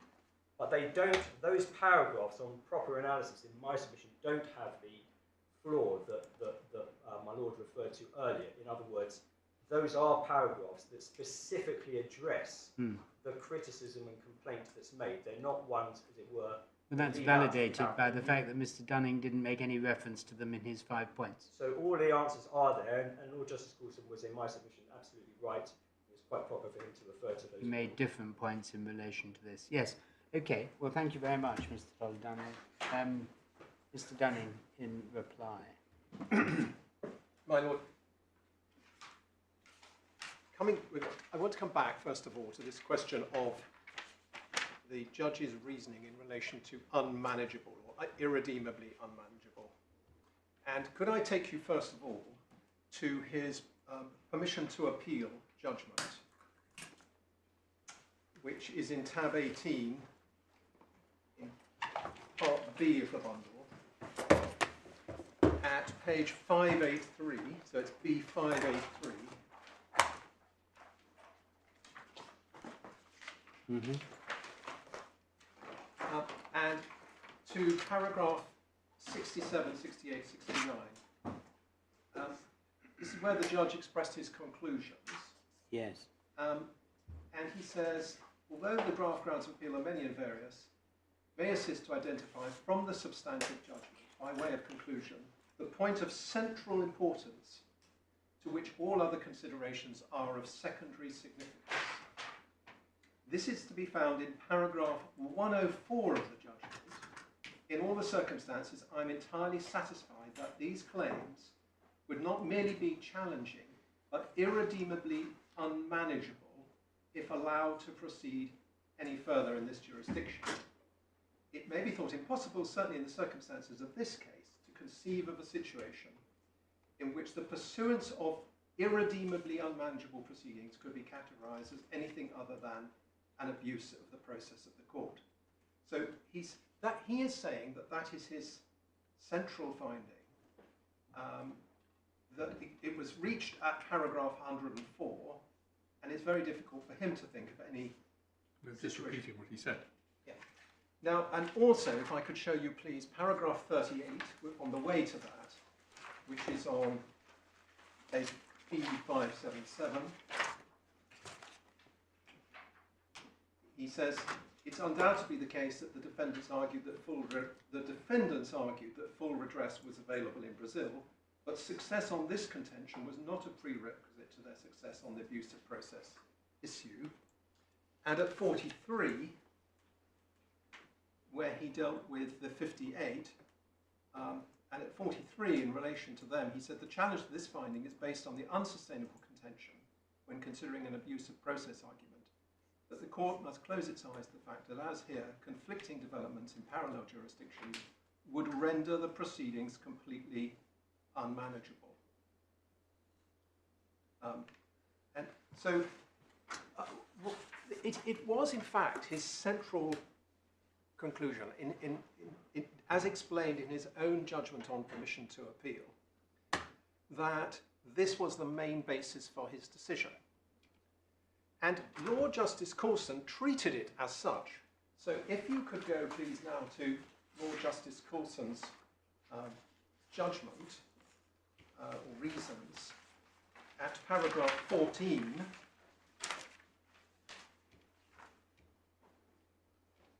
This is why Lord Justice Coulson did not consider ground 5, which my lady asked me about this morning, and why I didn't focus on ground 5, because Lord Justice Coulson deliberately did not consider ground 5.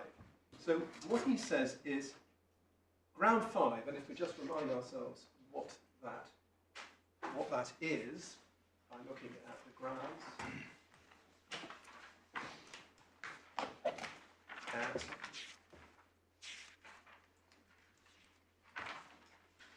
A112,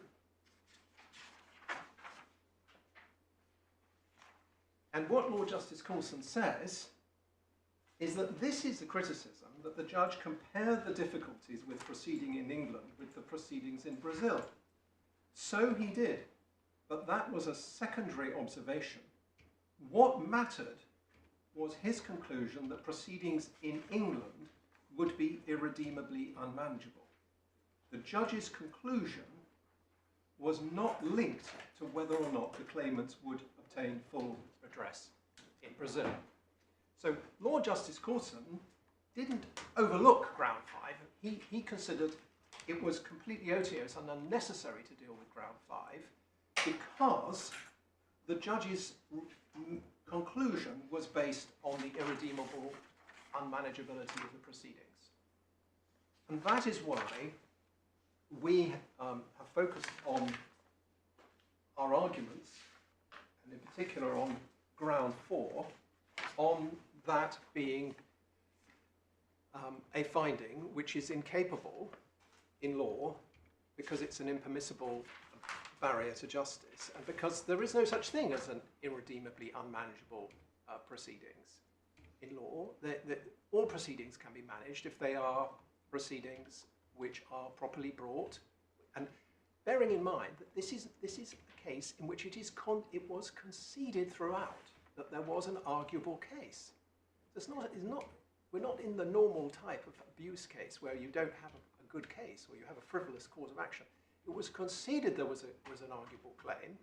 It was brought as of right against the English domiciled claimant, pursuant to the mandatory jurisdiction of the English court. And the central finding was that the action was, or the group of actions was unmanageable. And we say that to make that the central finding is an error of law. Do you accept that what he meant by unmanageable was unmanageable because you would have two courts looking at the same issues at the same time in different proceedings?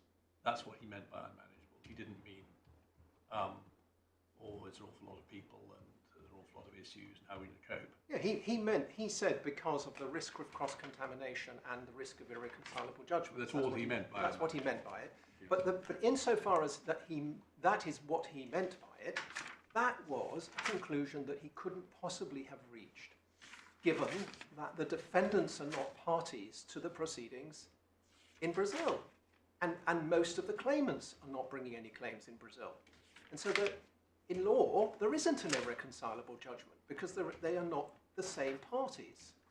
And it's not the same liability that's being adjudicated upon. No proceeding, and I've not heard it contradicted by my learned friend, no proceeding in Brazil is going to adjudicate on the liability of these defendants. And therefore, in what sense are there duplicatory proceedings? There aren't. There are proceedings against third parties brought by some claimants and also by hundreds of other thousands of claimants. Bearing in mind 1 million people were affected, we're talking about 200,000 who've signed up to this action. There are a lot of proceedings in Brazil, but most of them are brought by people who are not party to this group action. Do you accept as a matter of jurisdiction and law the dicta in Jameel and AB versus Wyeth to the effect that the court can manage its own procedure and must retain the ability to prevent proceedings that it sees as procedurally abusive? Well, I'm afraid that the answer to that really depends on what one means by procedurally abusive. Because if it means choosing to bring proceedings in England against defendants who are not being sued in another country. Well, it means, I mean, just to be clear, Mr. Dunning, what I mean by it is it means that you can find to be abusive proceedings that are otherwise properly constituted. So a proceeding, for example, X sues Y, but is found to be abusive for some extraneous reason to the fact that X is suing Y and is properly served and so on. I mean, those cases do seem to say the court retains a residual, exceptional, obviously, ability to prevent those proceedings continuing. Yes, and I think it would be a very rare case that one did it in favour of proceedings involving other parties. That's really my point. That there are no proceedings in Brazil involving these defendants. No, we got that point. Or these most of these claimants, and therefore, yes, of course, if these claimants were suing these defendants in Brazil, there might be a ground for considering that to be an abuse, because I mean, it is truly a ships in the night case, isn't it? Because you know, the judge, by which I mean Lord Justice Coulson, obviously thought he was tackling your grounds, and in answer to your grounds, he says unmanageability and the ability to sue in Brazil is a complete answer to your grounds, effectively. And you say, well, no, it's not, because that doesn't make it sufficiently exceptional to come within any of the authorities, effectively. And yes, and well, I don't know whether the analogy is a correct one. I simply repeat, and I won't actually repeat, I will just repeat my position, that you will have the transcript available, and I maintain that Lord Justice Coulson did not address all the points that I listed this morning. And he didn't in some respects. Yeah. And that it is not, and the other point I would make is this, that the paper process, because it is the end of the road for someone who doesn't get permission to appeal, must be a process in which the court exercises a fresh, independent view. And that... Well, you're pushing at an open door, as far as that's concerned. And really that hasn't... If one was trying to put one finger on why the process has been undermined, or the integrity of the process it doesn't exist here, it's because there are a number of paragraphs, I won't repeat what they are, but I maintain them all, despite what my learned friend has said, which have not been addressed in turn, or if they have, there's no reasoning given as to why those paragraphs but you accept that the court doesn't have to address every word the parties say, but they do have to address, you say, the substance. And you say in the ships, and through your set of binoculars, plainly they were not addressed, and through Mr. Gibson's binoculars they were, in the generic way he's described. Yeah. And I rely on the judgment of the court in the Wasif case at paragraph 20 and paragraph 66 as to what needs to be done. It is flexible. Some cases one can be very brief, but other cases, in particular where it's one has to disentangle the points and understand the points. One has to identify the judge dealing with it on paper has to identify all the points, the actual points, not whether they're called ground 1 or ground 2, but what are the actual points that are being run in substance, and explain as briefly as possible, but nevertheless explain by giving reasons why those points have no prospect of success, and that did not happen here. No. And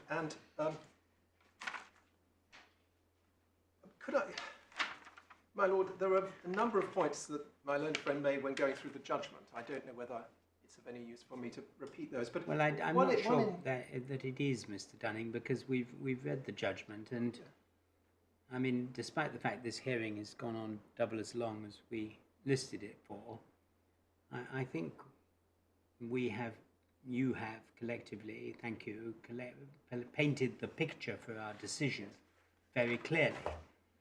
Could I just on one point? Yes. And that was that he said Judge Maria is managing CPA 155.